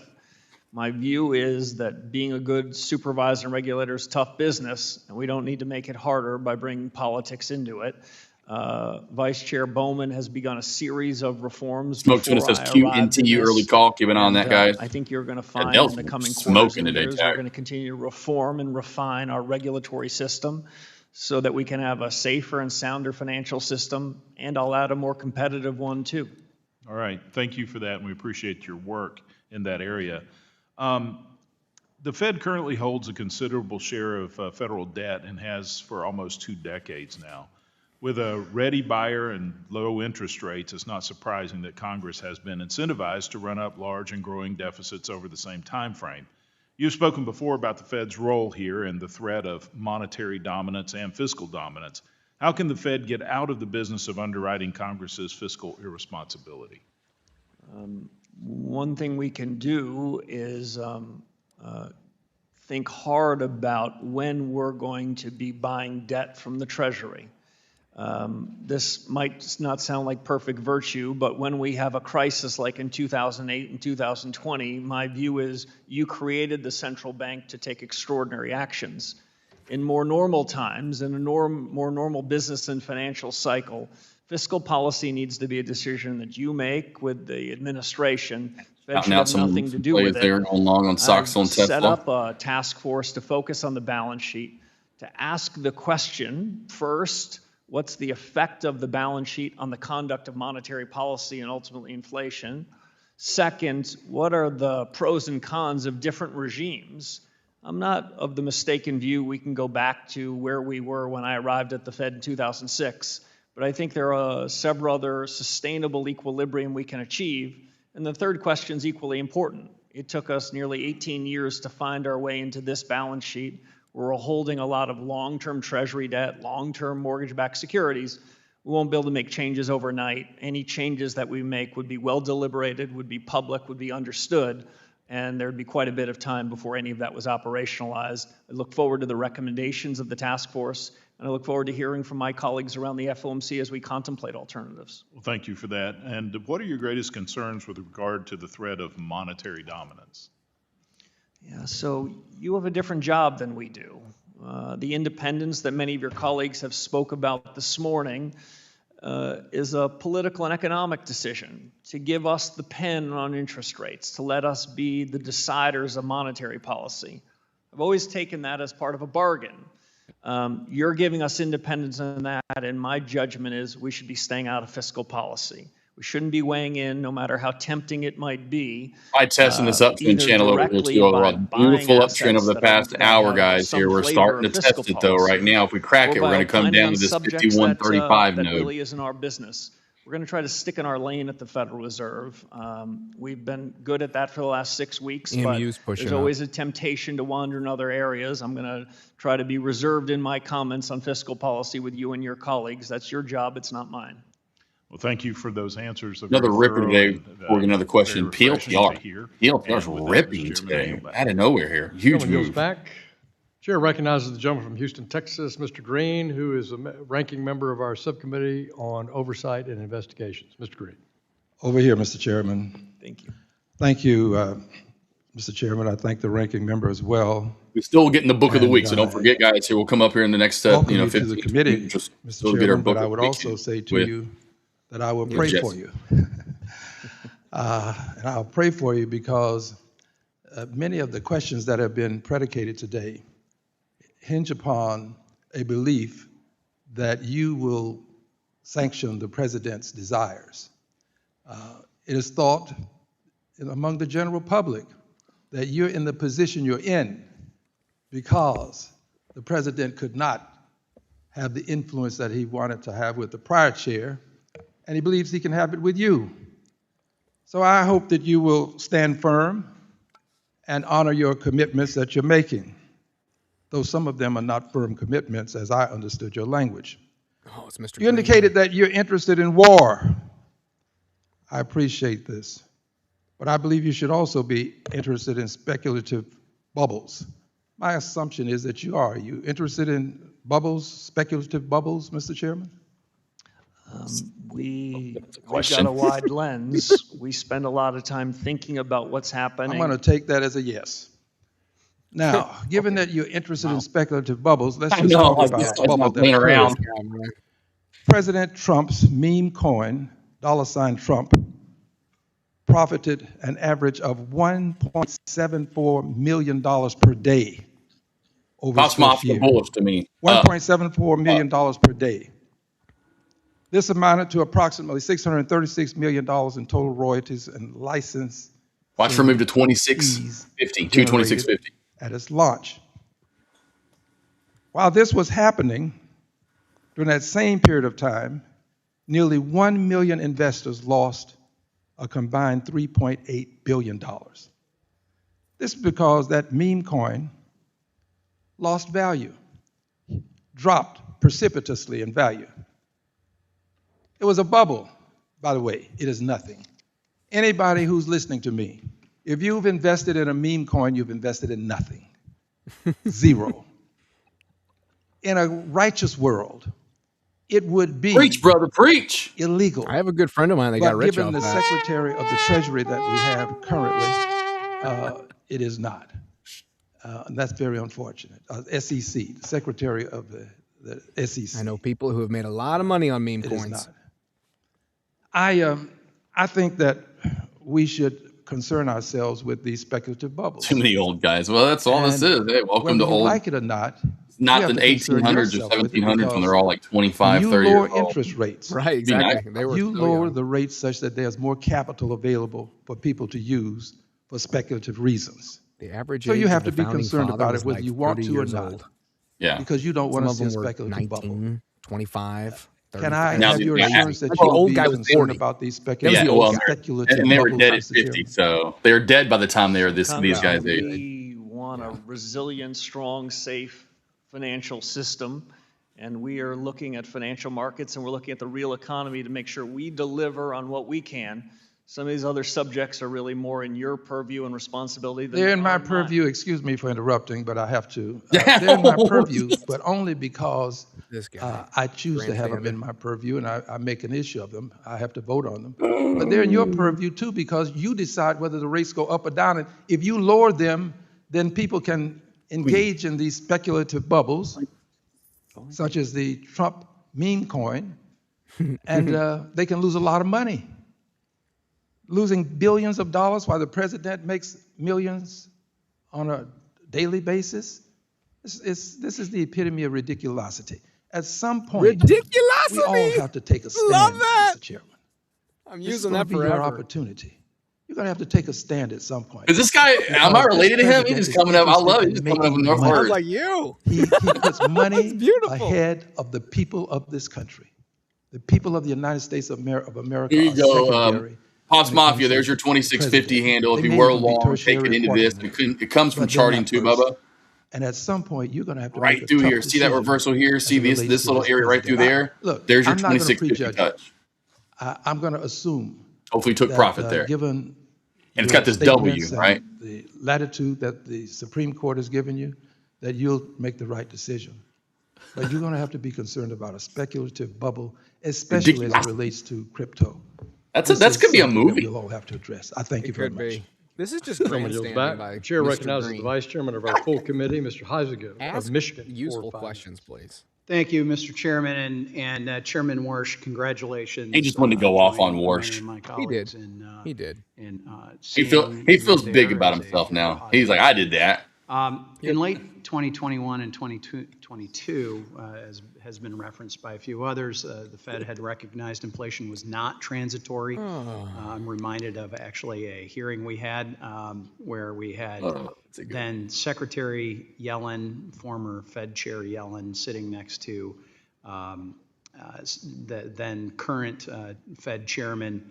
And when I brought up the question about whether it was transitory, they did not have the same answer. And it was interesting seeing how that lag, like, you know, the way that he does his hair and the played into glasses. the fear that many of us had that, Like he's like an that actor. there had been more to this, this foot Yeah, well. dragging coming out of the Biden administration. Doesn't matter what side of the aisle you're on. They're Cameraman can't figure out which angle they want on him here. They're The quick Do I want the lady in the background? literally. While the appropriate speed of a response depends on what is driving probably nodding inflation, off. I think Like, we would certainly agree. I'm curious your view of how the Fed Mr. She's just on her- make that everyone's on their judgment phone. and Oh. act quickly They're not even once interested. it does, because I think, as has been pointed out, there was a lag. So, Oh, by the way. Congressman, I appreciate the question. We only Look look at- to the past for lessons. Oh, I learned. said We're not 35. I trying put my to line a little lower. relitigate We did talk about the decisions that are 37.50 made earlier. of our Got a bounce, and then predecessors. 35. But the Nice, good bounce reforms place that here. B on the I've way already down. announced in communications, the task forces that have been established are an attempt to make the conduct of monetary policy better, swifter, more sound, so we can deliver price stability. Our number one objective is to get policy right, and my judgment, as I said to one of your colleagues before, is that demands an open mind. That means not pre-committing to decisions before we take it up inside the four walls of the Federal Reserve. And so you'll hear from me a lot less forward guidance, a lot of listening. Generally, as a practice, what we're going to try to do, especially at the beginning, is deeper, more serious discussions among us, fewer pronouncements. So I appreciate you don't want to relitigate the past, but I do think, as we all know, we also learn from history. And during the previous administration, We the tried Fed took to. some pretty We major tried to. regulatory actions, some within its statutory authority, Green is and already in my voted out of view, office. maybe excessive. Is he really, though? But That'd be others funny that if he's were on his way out. clearly That's beyond exactly why what he did Congress that. had really authorized. And everyone agrees a safe and sound banking system is essential to monetary policy, the economy, and the American people. But when the Fed exceeds its statutory authority, or reinterpretations, or interprets old laws to claim new powers, that to me is mission creep. Can you assure us that future bank regulatory proposals will respect the important procedural That guardrails dude does have fast thumbs. established by the Jeez. Administrative I thought I typed fast. He might out Procedure type me. Act?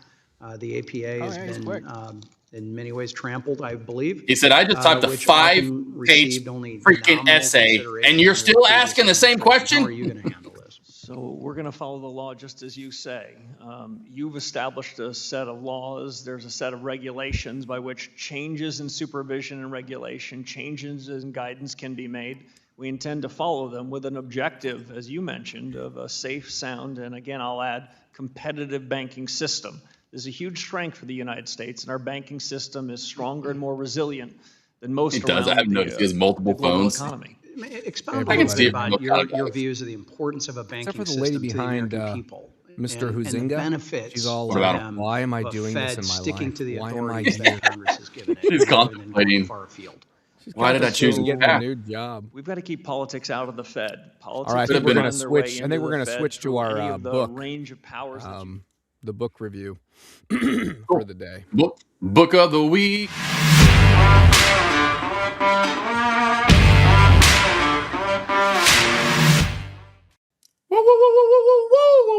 All right, beautiful. Here we Well, are. I don't have to even say what it is. I was kind of teasing it because I didn't really want to bring it up. But boom, shakalaka, bam to bam. There you go. Trading in the Zone by Mark Douglas. I would say out of all the years and all the people mentioning books, that this one is probably maybe have been brought up the most. Right? Yep, exactly. Exactly. Well, it's been called the #1 trading psychology book before, and I read it a few months ago.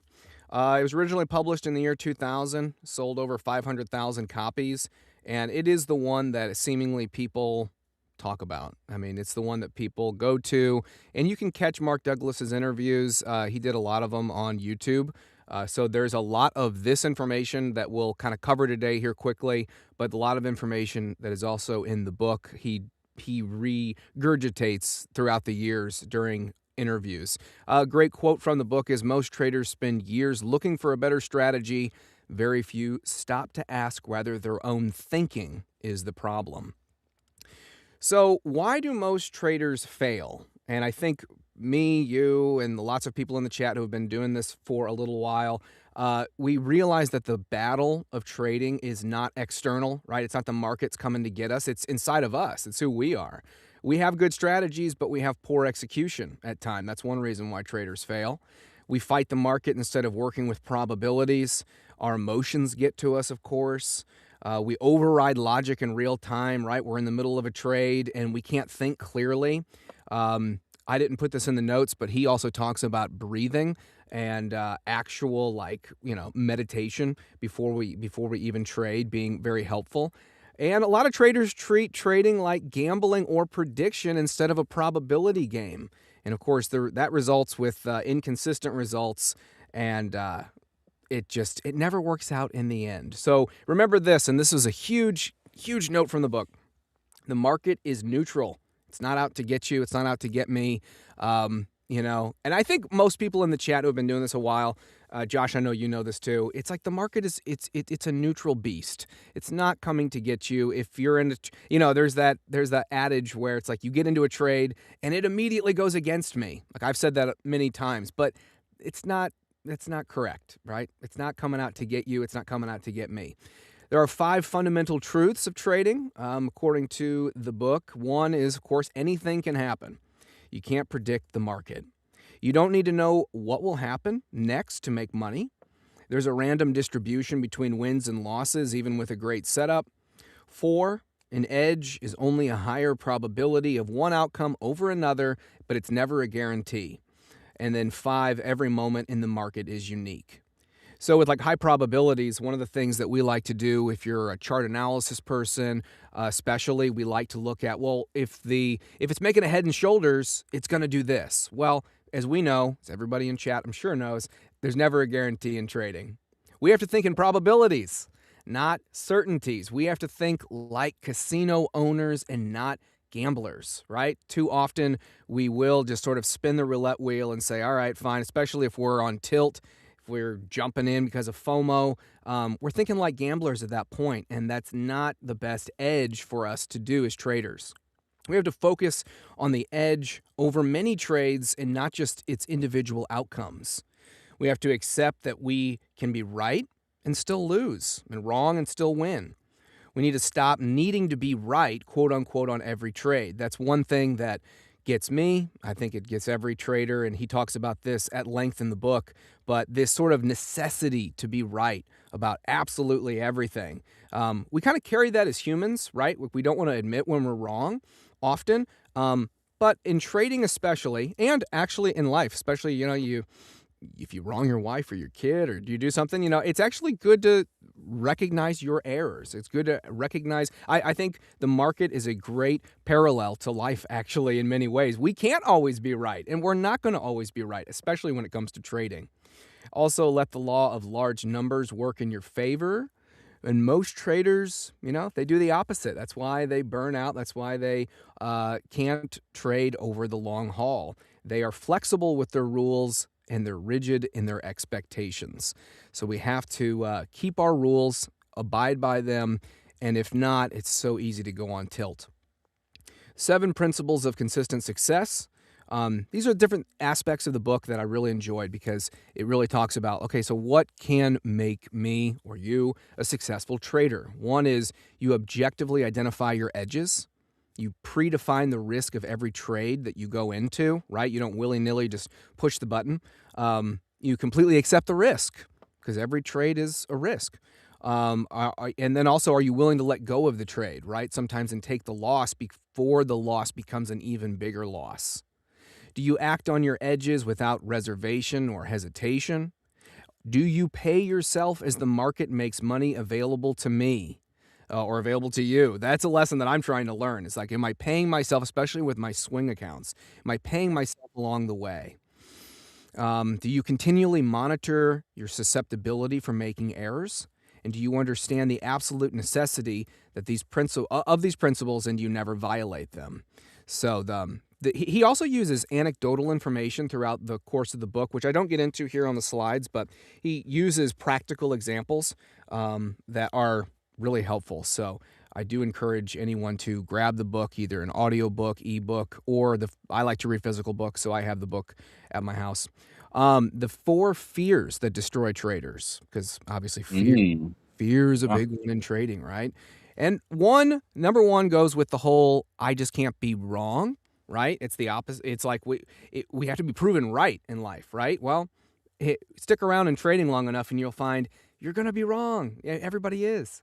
So one is the fear of being wrong, the fear of losing money. That's a big one. Side note though, fear of losing money. Come to trade the pool. Instead of risking your capital, you can risk ours. So that is you can eliminate that. You can eliminate that, or at least a little bit more so, for sure. Absolutely. Number 3, the fear of missing out. FOMO. We all get it. I get it. Everybody gets FOMO. And then the other fear is leaving money on the table. These fears, though, they're causing hesitation. We're moving our stops. We're over trading. And of course, we're revenge trading. Winners have rigid rules, but flexible expectations. Losers have flexible rules, but rigid expectations. So just some great stuff from the book. And the key takeaways, the core message of this book is that trading is a probability game. Your mindset determines your results more than your strategy. Accept risk completely or stay out of the trade. Don't trade. If you can't accept the risk, don't trade it. Become rigid in your rules. I think that's something that we talk about here on Trade the Pool. I talk about with my wife, my son. When we trade, it's like we have to set up these parameters and these rules, because if not, those losses become much, much bigger losses. Take full responsibility of every outcome. The immediate action steps, I'm not going to read these, but I will just say, get the book. Buy the book, listen to the book. I think there's even an audiobook version on YouTube that you can listen to it.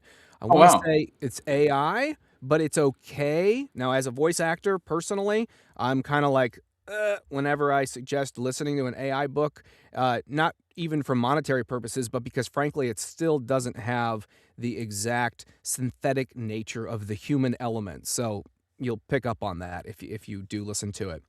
The final quote of the book is, the best traders are not impacted either negatively or too positively by the outcomes of their last or even their last several trades.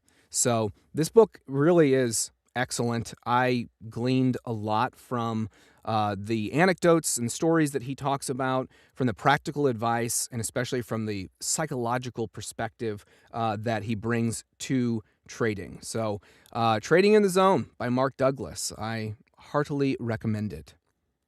Like I was going to say, what was probably the biggest thing overall from you that you still think about when you think Trading in the Zone? What's the first thing that comes to mind? Like, what's the first thing that, oh my God, that hit hard with me? The first thing that comes to mind is probably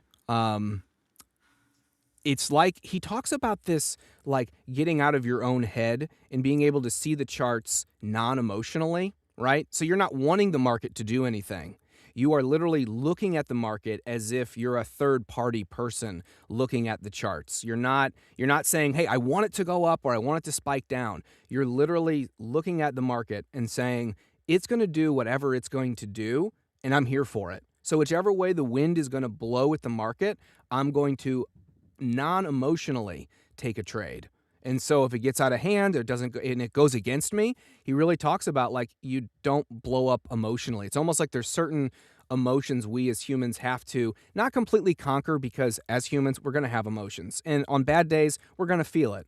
But there is like this element of being able to kind of have like this valve sort of turn off switch when we look at what are the markets going to do? Well, it's not doing anything to me personally. It's not attacking me. If it goes against me, it's not out to get me. It's just a matter of, this is the way the market is going. So just go with it. Go with the flow. Go with the river. Yeah, definitely. I would say if it's kind of the well-roundedness for a newer trader, a beginner trader, it seems like one of the go-tos that you need to read to get your brain, in the zone, essentially. Like, hey, just kind of reading through that, what you put together, it definitely seems like, wow, yeah.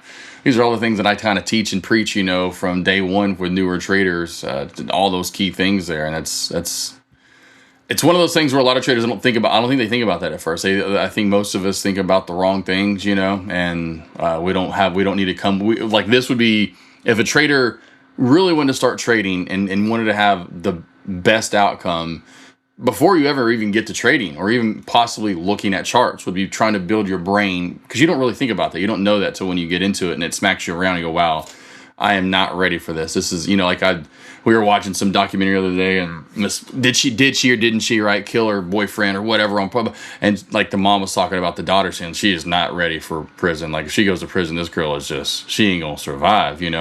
That's like, yeah, I mean, that's like, hey, that's because, yeah, it's us when we first get into stock trading. Like, you think you're ready, you have no idea what you're in for until you enter those essentially stock trading prison doors or whatever. But yeah, reading books like this ahead of time.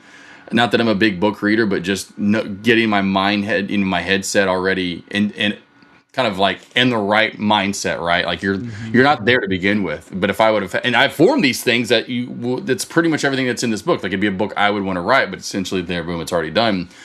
But this is the stuff that I wish I would have paid attention to and thought about well before I ever really looked at charts, or I want to make money. And, like I always call, anybody in the stock trading world, because we want that instant gratification. So, I always, compare the stock market to J.G. Wentworth. It's my money, I need it now. Like, it's like, I want my money, where's it at? And it just isn't that way. And really, before you even get to that, which unfortunately that's how all of us are, we see this as like a new income stream, and, oh man, all these people make so much money. Yeah. Get your mind right. Get in the zone. Do want to mention as well, we do have a book club on our Discord that our very own Joe has put together, and there are some notes here in the comment section. Don't forget, we do have Trade the Pool Book Club in the Discord tonight. So 5:15 to 6 o'clock, they're doing One Good Trade by Mike Bellafor. I believe that's how you say his name, and they're on chapter 5. So check out the link in the description of the Discord. So obviously not trading in the zone. I think he's even done trading in the zone in the past, I believe Joe has mentioned. So yeah, definitely check that out. And yeah, my wife says I need to read that again. Yes, you do, honey. Oh, she's like, I'm already on it right now. I'm listening to the terrible AI version on YouTube. I'm just kidding. Which I did do that first, and then I'm like, you know what? Forget this. I'm going to buy the book. So I just went on Thrift Books and bought it. So you can find it in lots of different places, but it is a classic. 26 years old, but definitely as useful today. I mean, some books might become dated, but this book is about, like I said, it's the mentality, it's the mindset that we need as traders. And so in many ways, it's invaluable. It'll be read probably 50 years from now by especially new traders.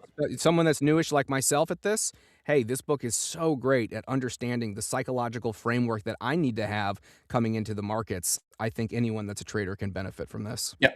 And every Tuesday, like Joe was saying, like we always want to talk about, every Tuesday, book club on our Discord. Join the Discord. There's the link right there. Every Tuesday, we have movie. We do that once a month. We have movie. We have like movies that we run and stuff. So that are stock related. So definitely a lot of stuff to keep you guys entertained as well as informed in the stock trading world over on our Discord. Good job, awesomeness.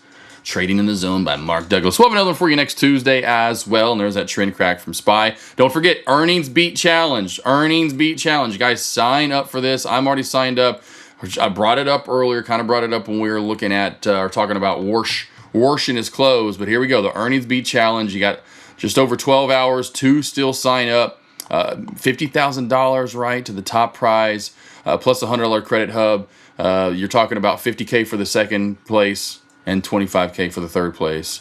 This is and then inside the hub, you're breaking down all the earnings plays. You get to see every single one of them, the charts there, what the company does. It is so in depth, and it's for you guys for free. You don't have to sign up or pay for anything.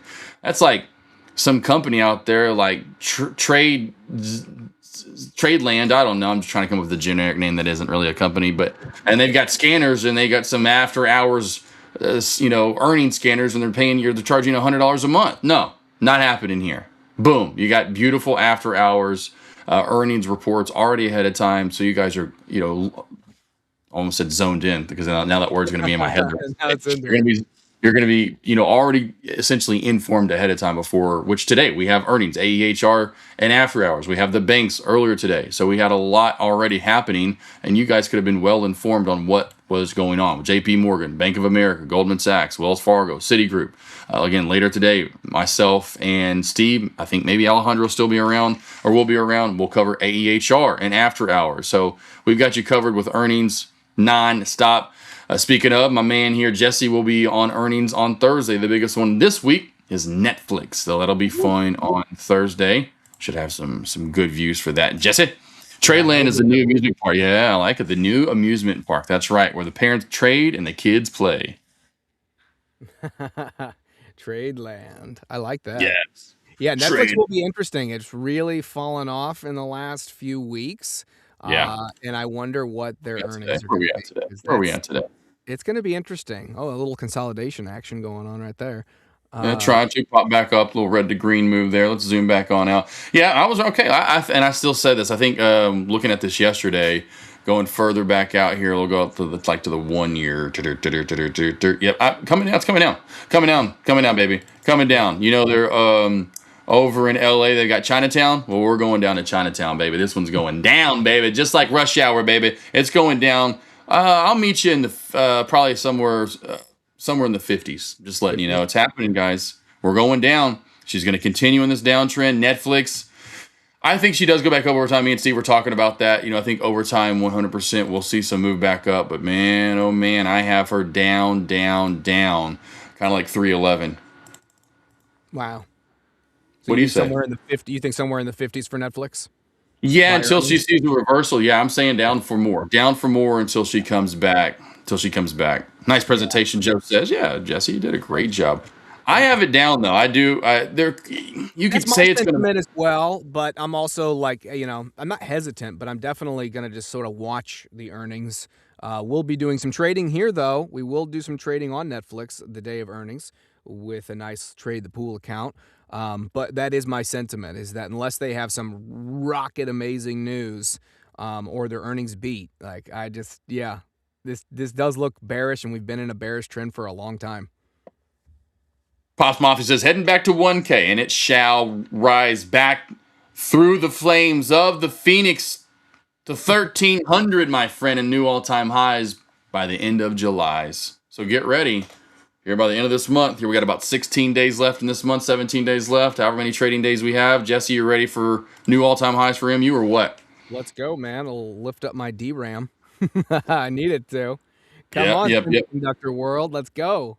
It's headed up to pre-market high of day right now, which is nice. Yeah, nice good move back on up here. Does look like it wants to push back into at least yesterday's high, this nice high of day that we had here at the opening bell, really failing back at that 995 mark. But yeah, I would imagine this makes its way back to 1K. I'm still bullish on MU overall. I mean, obviously the big ass move, we've talked about this for quite a while. I mean, it's a huge move.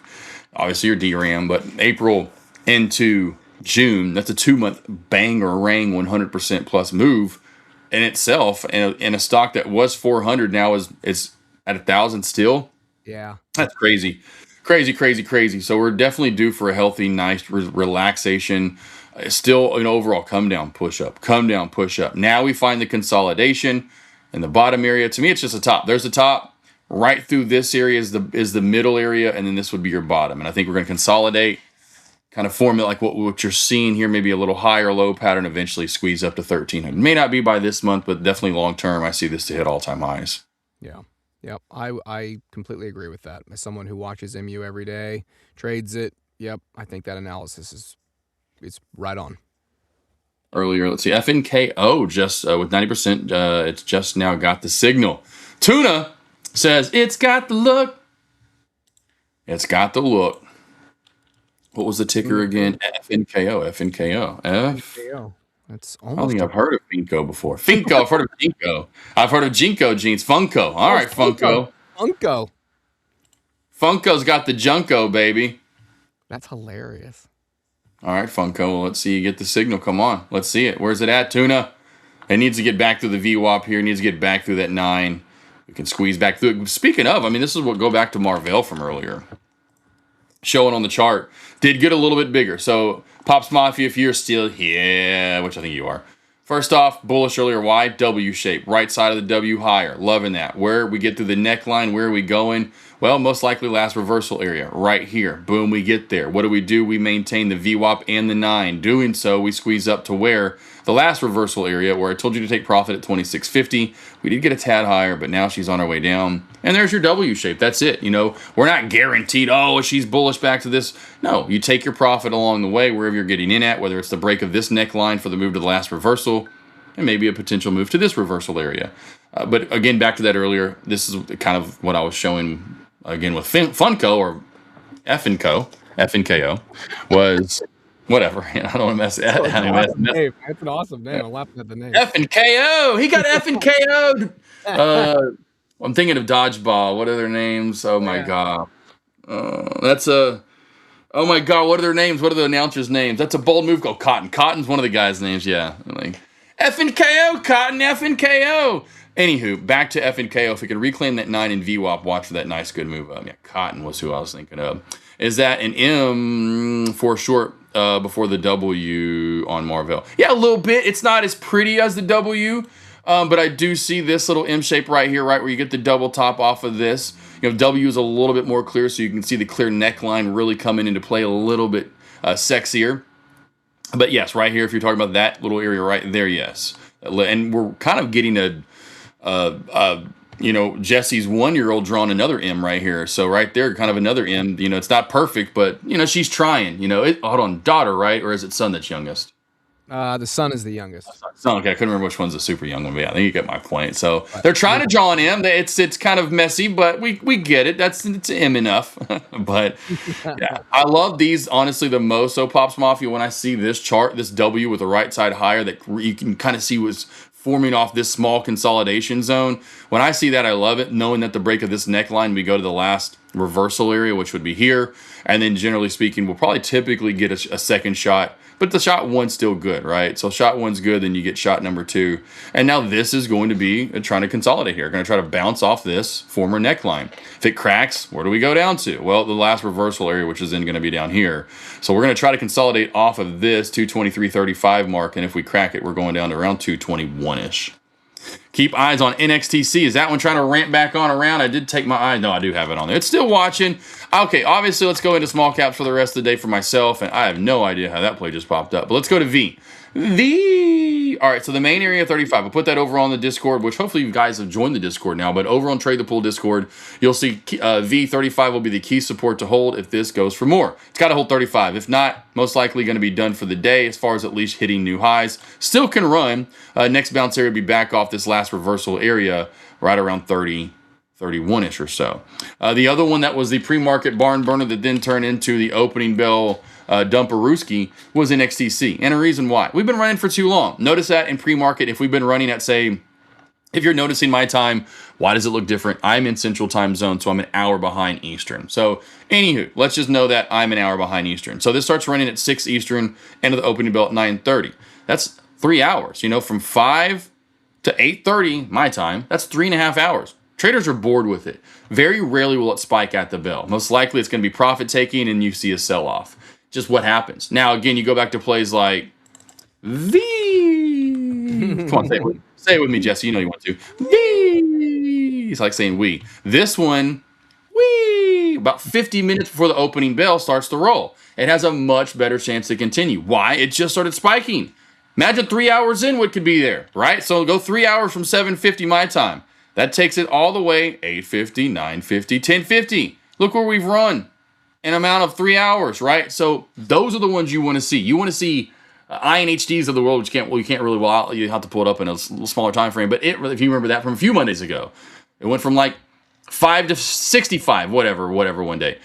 It all ran in market. Plays that have been running for hours on end, especially from after hours into pre-market, their chances to continue after the opening bell are, they get slim. It's probably 30% or less, truly.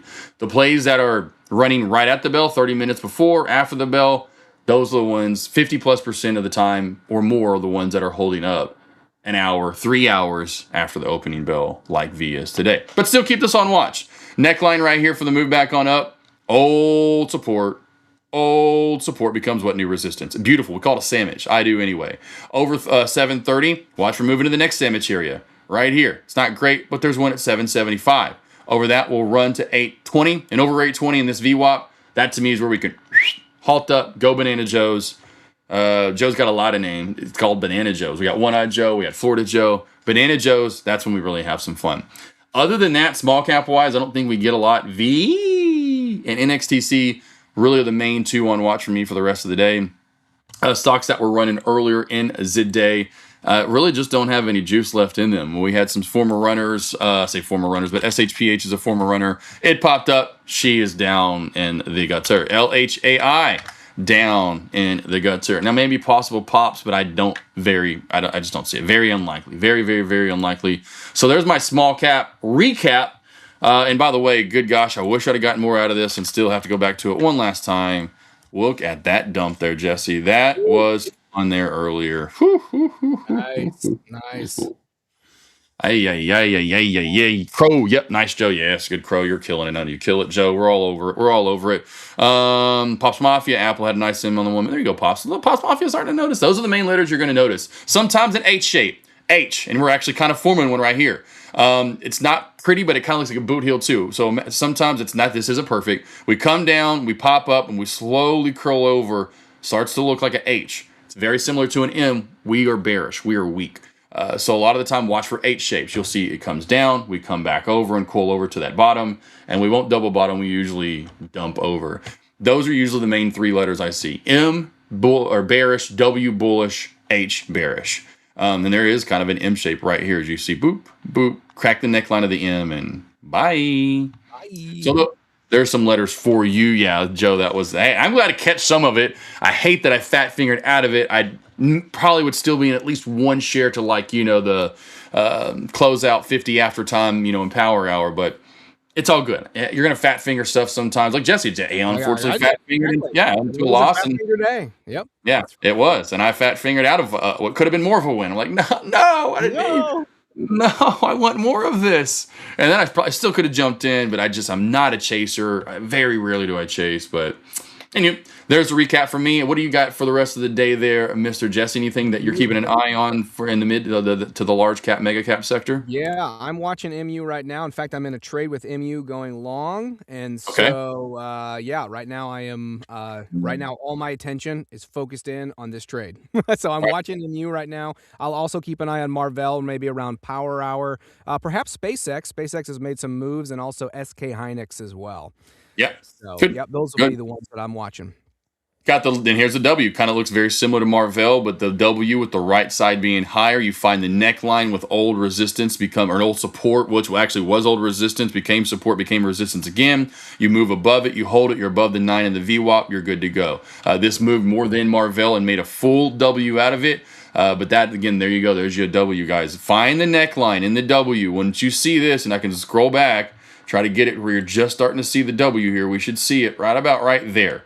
When I see this and the chart's coming up, if I can reclaim this area and I push above it like this, I'm looking to enter in anywhere close back to here to a quick retracement for the pop on up. So find the W when it's forming, reclaim the neckline when it's that clear. It's very clear. We pop above. That's your entry right there for the Banana Joe's move. Now for Jesse right here. Again, another sandwich here. We're seeing beautiful sandwiches today. Old support, old resistance. Now we have a sandwich form, which means if we claim above it, it becomes a bounce play in the making. We hit it once.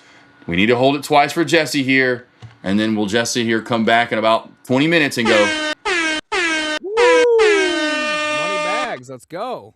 We want that for sure. Exactly. Want that for sure. Coming back later this afternoon, I'll be around. Coming back in Power Hour with Steve the Chief. I think Alejandra, that's right. She'll be here with us as well, covering earnings this afternoon. We'll go over the bank's earnings. AEHR will be live.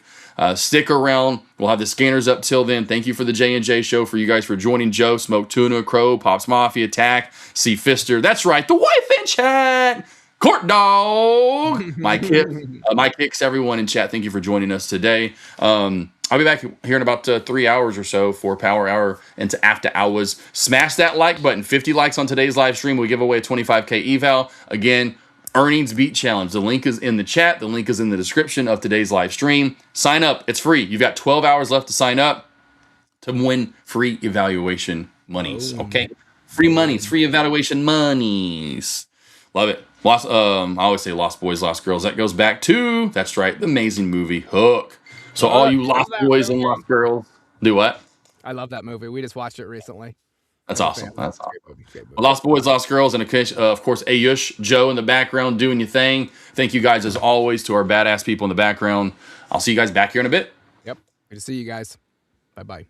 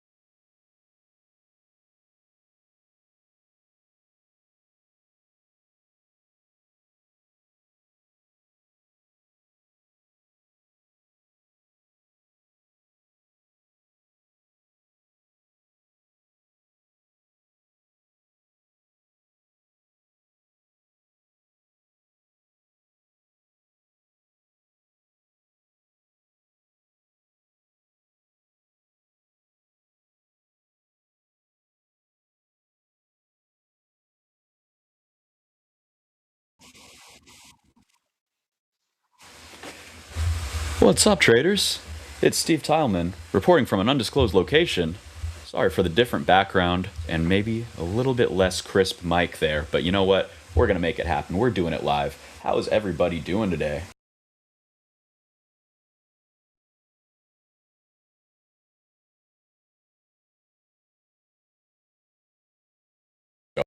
Trading when you come on in, guys. We're going to be getting into some fun stuff here. We're going to be talking about what's happening in the market. Interesting price action. We saw IBM take quite a header, down 23%, I believe, last I checked in. We're going to talk about that. We're going to talk about what is going on in all these different sectors, because there's some rotation afoot, I would say. Let's start with our boy Spy. Yo, Nigel in the chat. Good to see you, brother. How you doing, man? Taking any trades today? It's been a whole lot of nothing so far. Very choppy day. But so far, pretty bullish. And I want to tell you what I'm looking at here. So, daily chart here. Essentially, we are playing chill mode this week. We are stuck between two kind of rails here. We have 7580, 7580, basically the high of last week on Friday. That is going to be our line in the sand, because if we can push above there, we can start to really cook. We can start to really get some momentum and look for this breakout of the pennant. So I'll draw that out real quick. You can see this area of interest. It's basically a little double top so far. So we want to test it maybe once, twice more, and then pop on through. For reference, this is the larger pattern that we all want to see break out. So we have this kind of pennant, right? We have the downtrend line. We have this uptrend line. As long as on a higher time frame, we hold over this 50 in particular, but even better if we can hold over this 9, then, we're just basically on rails and waiting. What are we waiting for, you might ask? Well, great question. So a couple things. First off, I think we were waiting. The first kind of sign that we wanted to look for was bank earnings. We're going to talk about those as well. Once we kind of cleared that hurdle and nothing was too scary, too spooky, then the next thing that's going to of waiting earnings that start next week or this week, don't they? We have the next boost for. What's up, Tyler? What's up, Michael? Good to see you guys. I don't know why I called you Michael. Like I'm your mom. Mike D. Ryder in the house. There we go. Mike, you're watching Silo? I heard that's really good. It's on the 3rd season, right? Yeah. I hear it's fun. I need more sci-fi in my life, so I might have to check that out. You say it's wild? I'm in. What else? Small red day for somebody. I can't scroll up there. Mike, small red day for you. Hey, that's fine, right? We got the small reds, we got the small greens. Eventually we'll get the big greens going. As long as we don't have those big reds, we're cooking. So SPY here. What do we got? We got the downtrend, we got the uptrend. It is just basing. We got the higher low here off the 50. Now we're getting another higher low off this 50, and now we're just consolidating.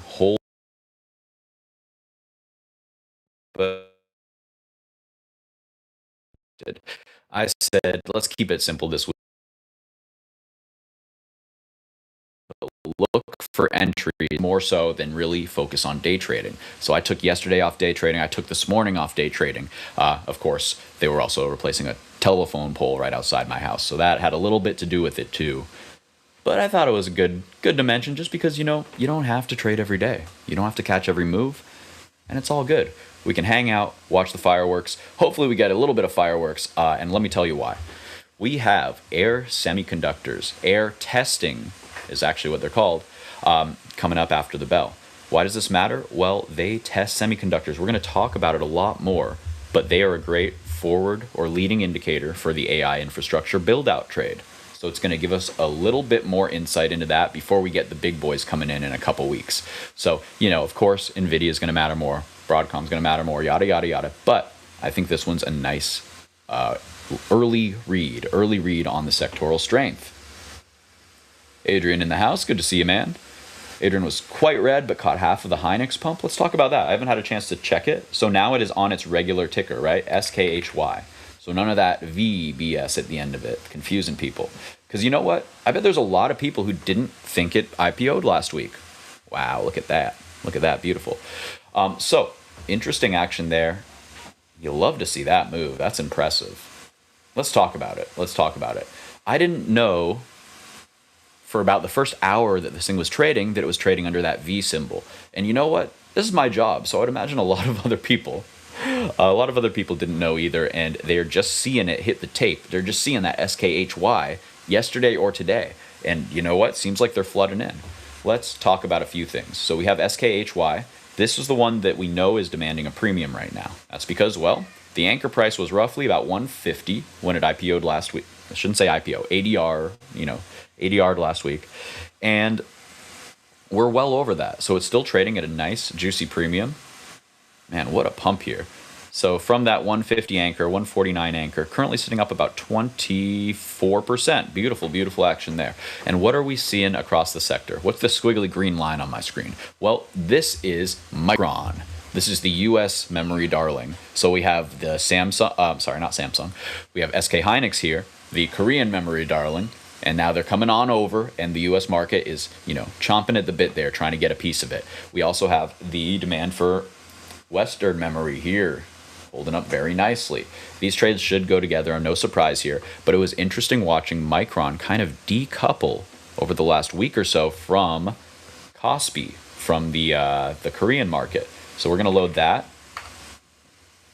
Actually, we'll do EWY to get the American version. We want to see the live ticker happening now.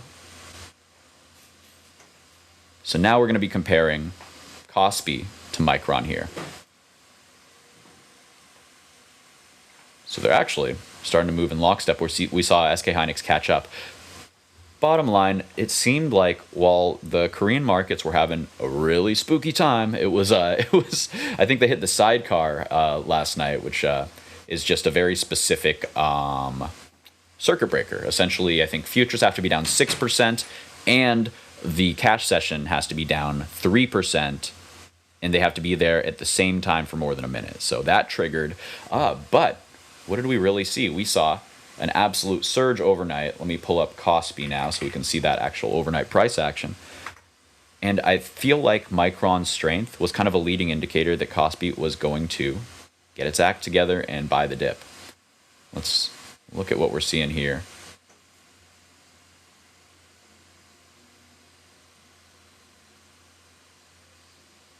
On an hourly chart,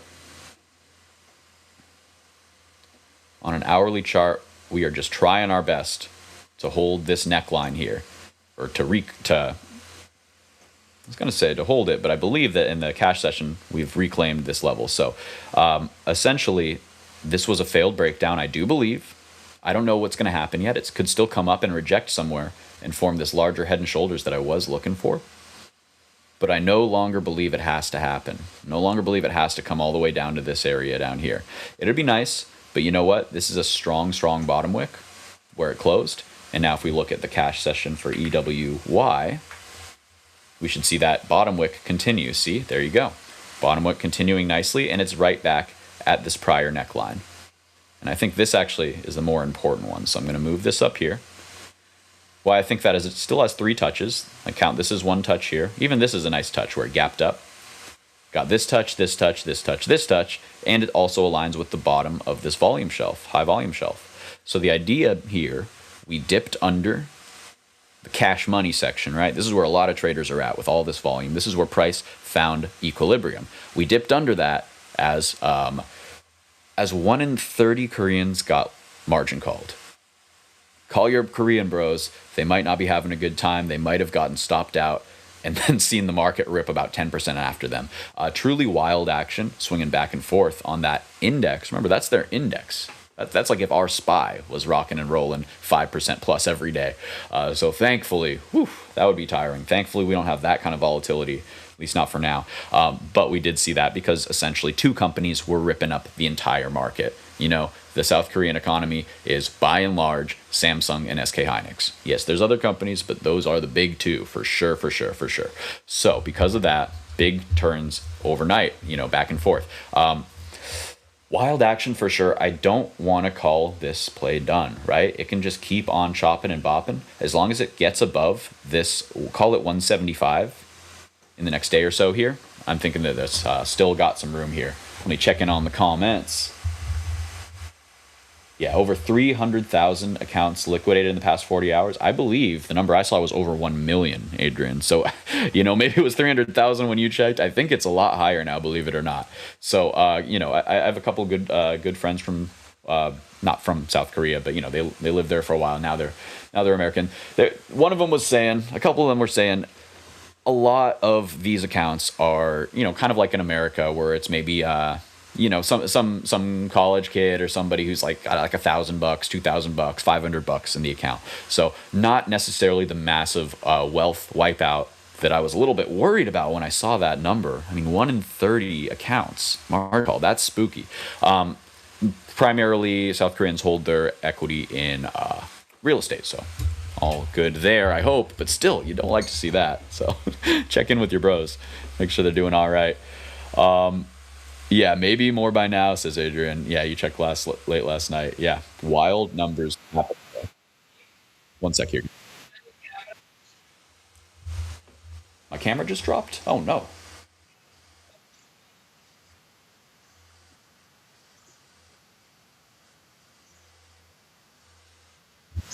All right, sorry guys. It looks like I'm having a little bit of camera trouble here. Apologies for that. Like I said, operating out of a secret location. I'm deep underground in some military base or something. No, less exciting than that, but it seems like my connection's not so great and my laptop's getting cooked. So we're going to go on with the show. You just don't get to see my pretty face. Sorry about that. We'll try to fix that in a little bit perhaps. But for now, the show must go on. So we talked memory.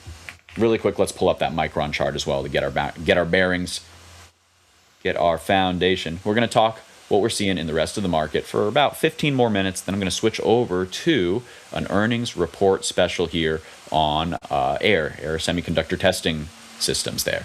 It's going to be a good one.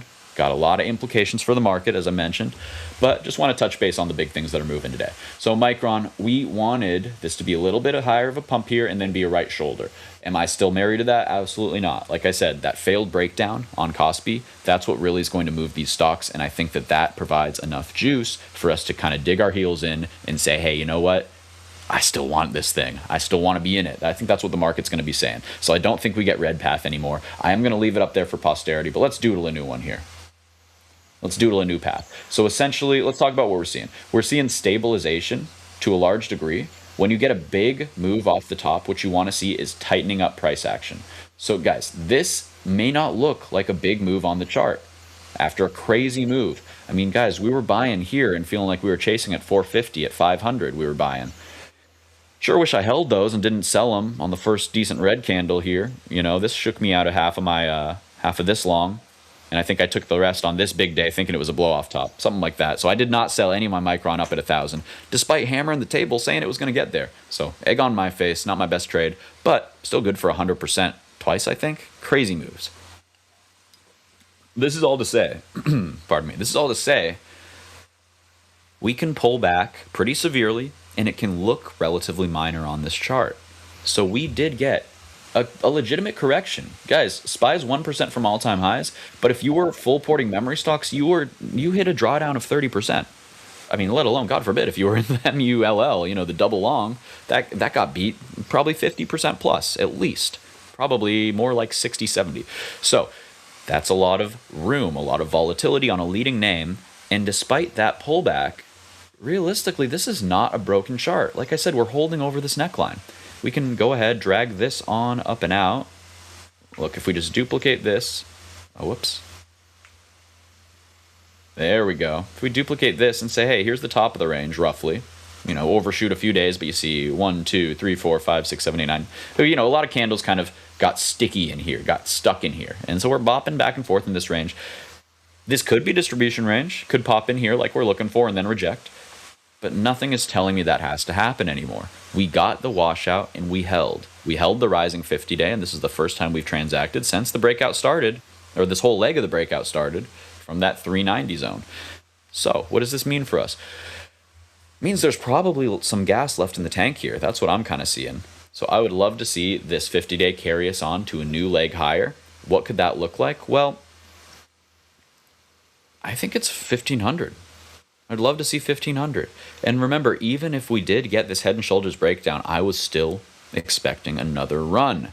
another run. I think that these names aren't done just from the fundamental trajectory of these earnings calls, and that's why I wanted to talk about these going into the air presentation, because that is going to help help color our bias there. See if I don't know why I had the word inflect in my brain. Never mind. We're gonna see what the appetite is for this market here, for this sector. What I'd love to see is this trend line just break, and then let's draw the new path. I'd love to see this crack. We hit up into here, so either way, kind of expecting the same thing. Then I'd love to see the pullback into the rising 50-day. And then that would be a nice place for us to get long again. And I'd like to see some consolidation into the neckline, make a new high, and kind of just ramp up and squeeze to that 1500. That's where you'd really like to see it. The measured move of our massive megaphone breakout. I mean, what a pretty breakout. My goodness gracious. The measured move of there. Oh, I apologize. No, it's actually the measured move of this kind of washout level we were looking for. And you know what? I think we need to redraw that. I'm not married to that. So you know us traders, strong convictions held lightly. I believe every line I make until I get evidence to the other side, and then I throw it right on out the window. No worries there. So look at this. When I pull this down, I don't think it's any coincidence that this gap up where I was kind of watching for the start of the move, that's where I had the previous thing.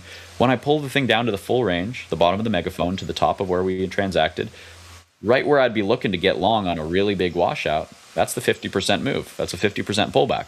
That's also aligning with this rising megaphone top. Care less about that, but hey, worth noting.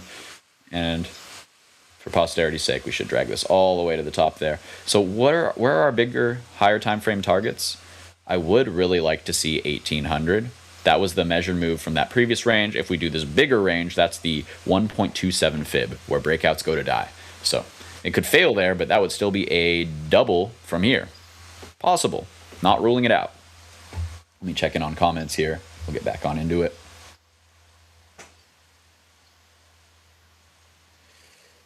Let's see. You bought DRAM 3x leverage on Monday? Adrian, what the hell ticker is that? Why are you holding out on me? I didn't know there was a 3x DRAM. Maybe 2x? Or is DRAM 3x? DRAM's not 3x. It's...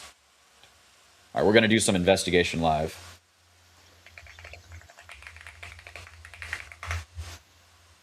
Sorry to yell at you guys. DRAL. Oh, wow. Okay, so this is 2x. This is 2x. So usually you don't get 3x on a thematic ETF like that. The only one I'm aware of is SOXS or SOXL. Usually these thematic ETFs, they're treated more like individual tickers because, hey, let's be real. What are you buying when you're buying DRAM? You're buying a couple companies. You're buying Micron. You're buying SK Hynix. I don't know if it has any Samsung exposure. It might. And you're buying SanDisk. I think it's just those four, just about. Why am I? We can just find out. What are the holdings of DRAM? Sorry to yell at you again there. 15% SK Hynix, 15% Samsung Electronics. So you got 30% in the South Korean market.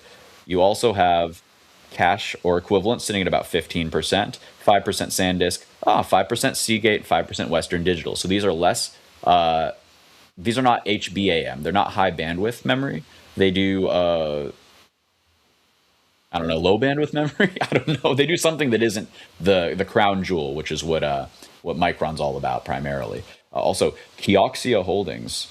Someone want to tell me what that is? Probably some Korean company, South Korean company. And only 3% Micron. This is wild to me.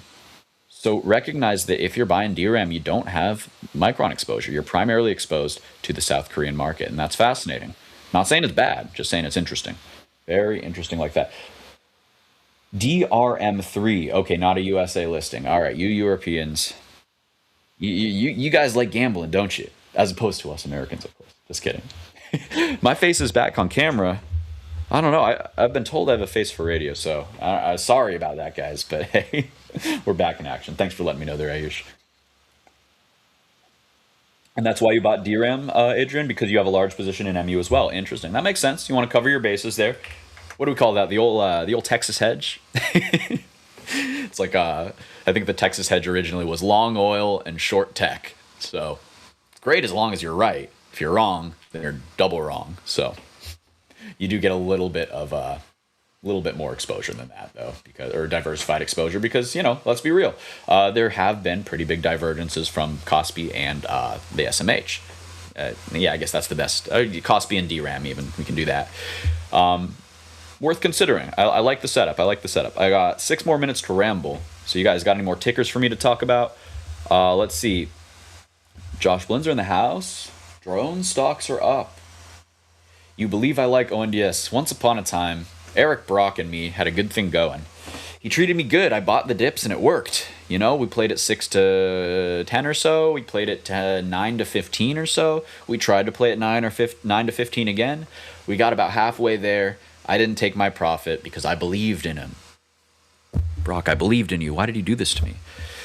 Essentially what happened is they always sold their communications department, that aspect, that arm of their company, as a call option, basically. They're like, we're a drone company, but we got this cooking too. So you get the drone exposure, you also get this. If this zone or this area expands, we could be very, very lucrative. The thing is that it is kind of more, it's a less of a lean company when you include that communications aspect. It means 2 things. First off, market liked the communications part.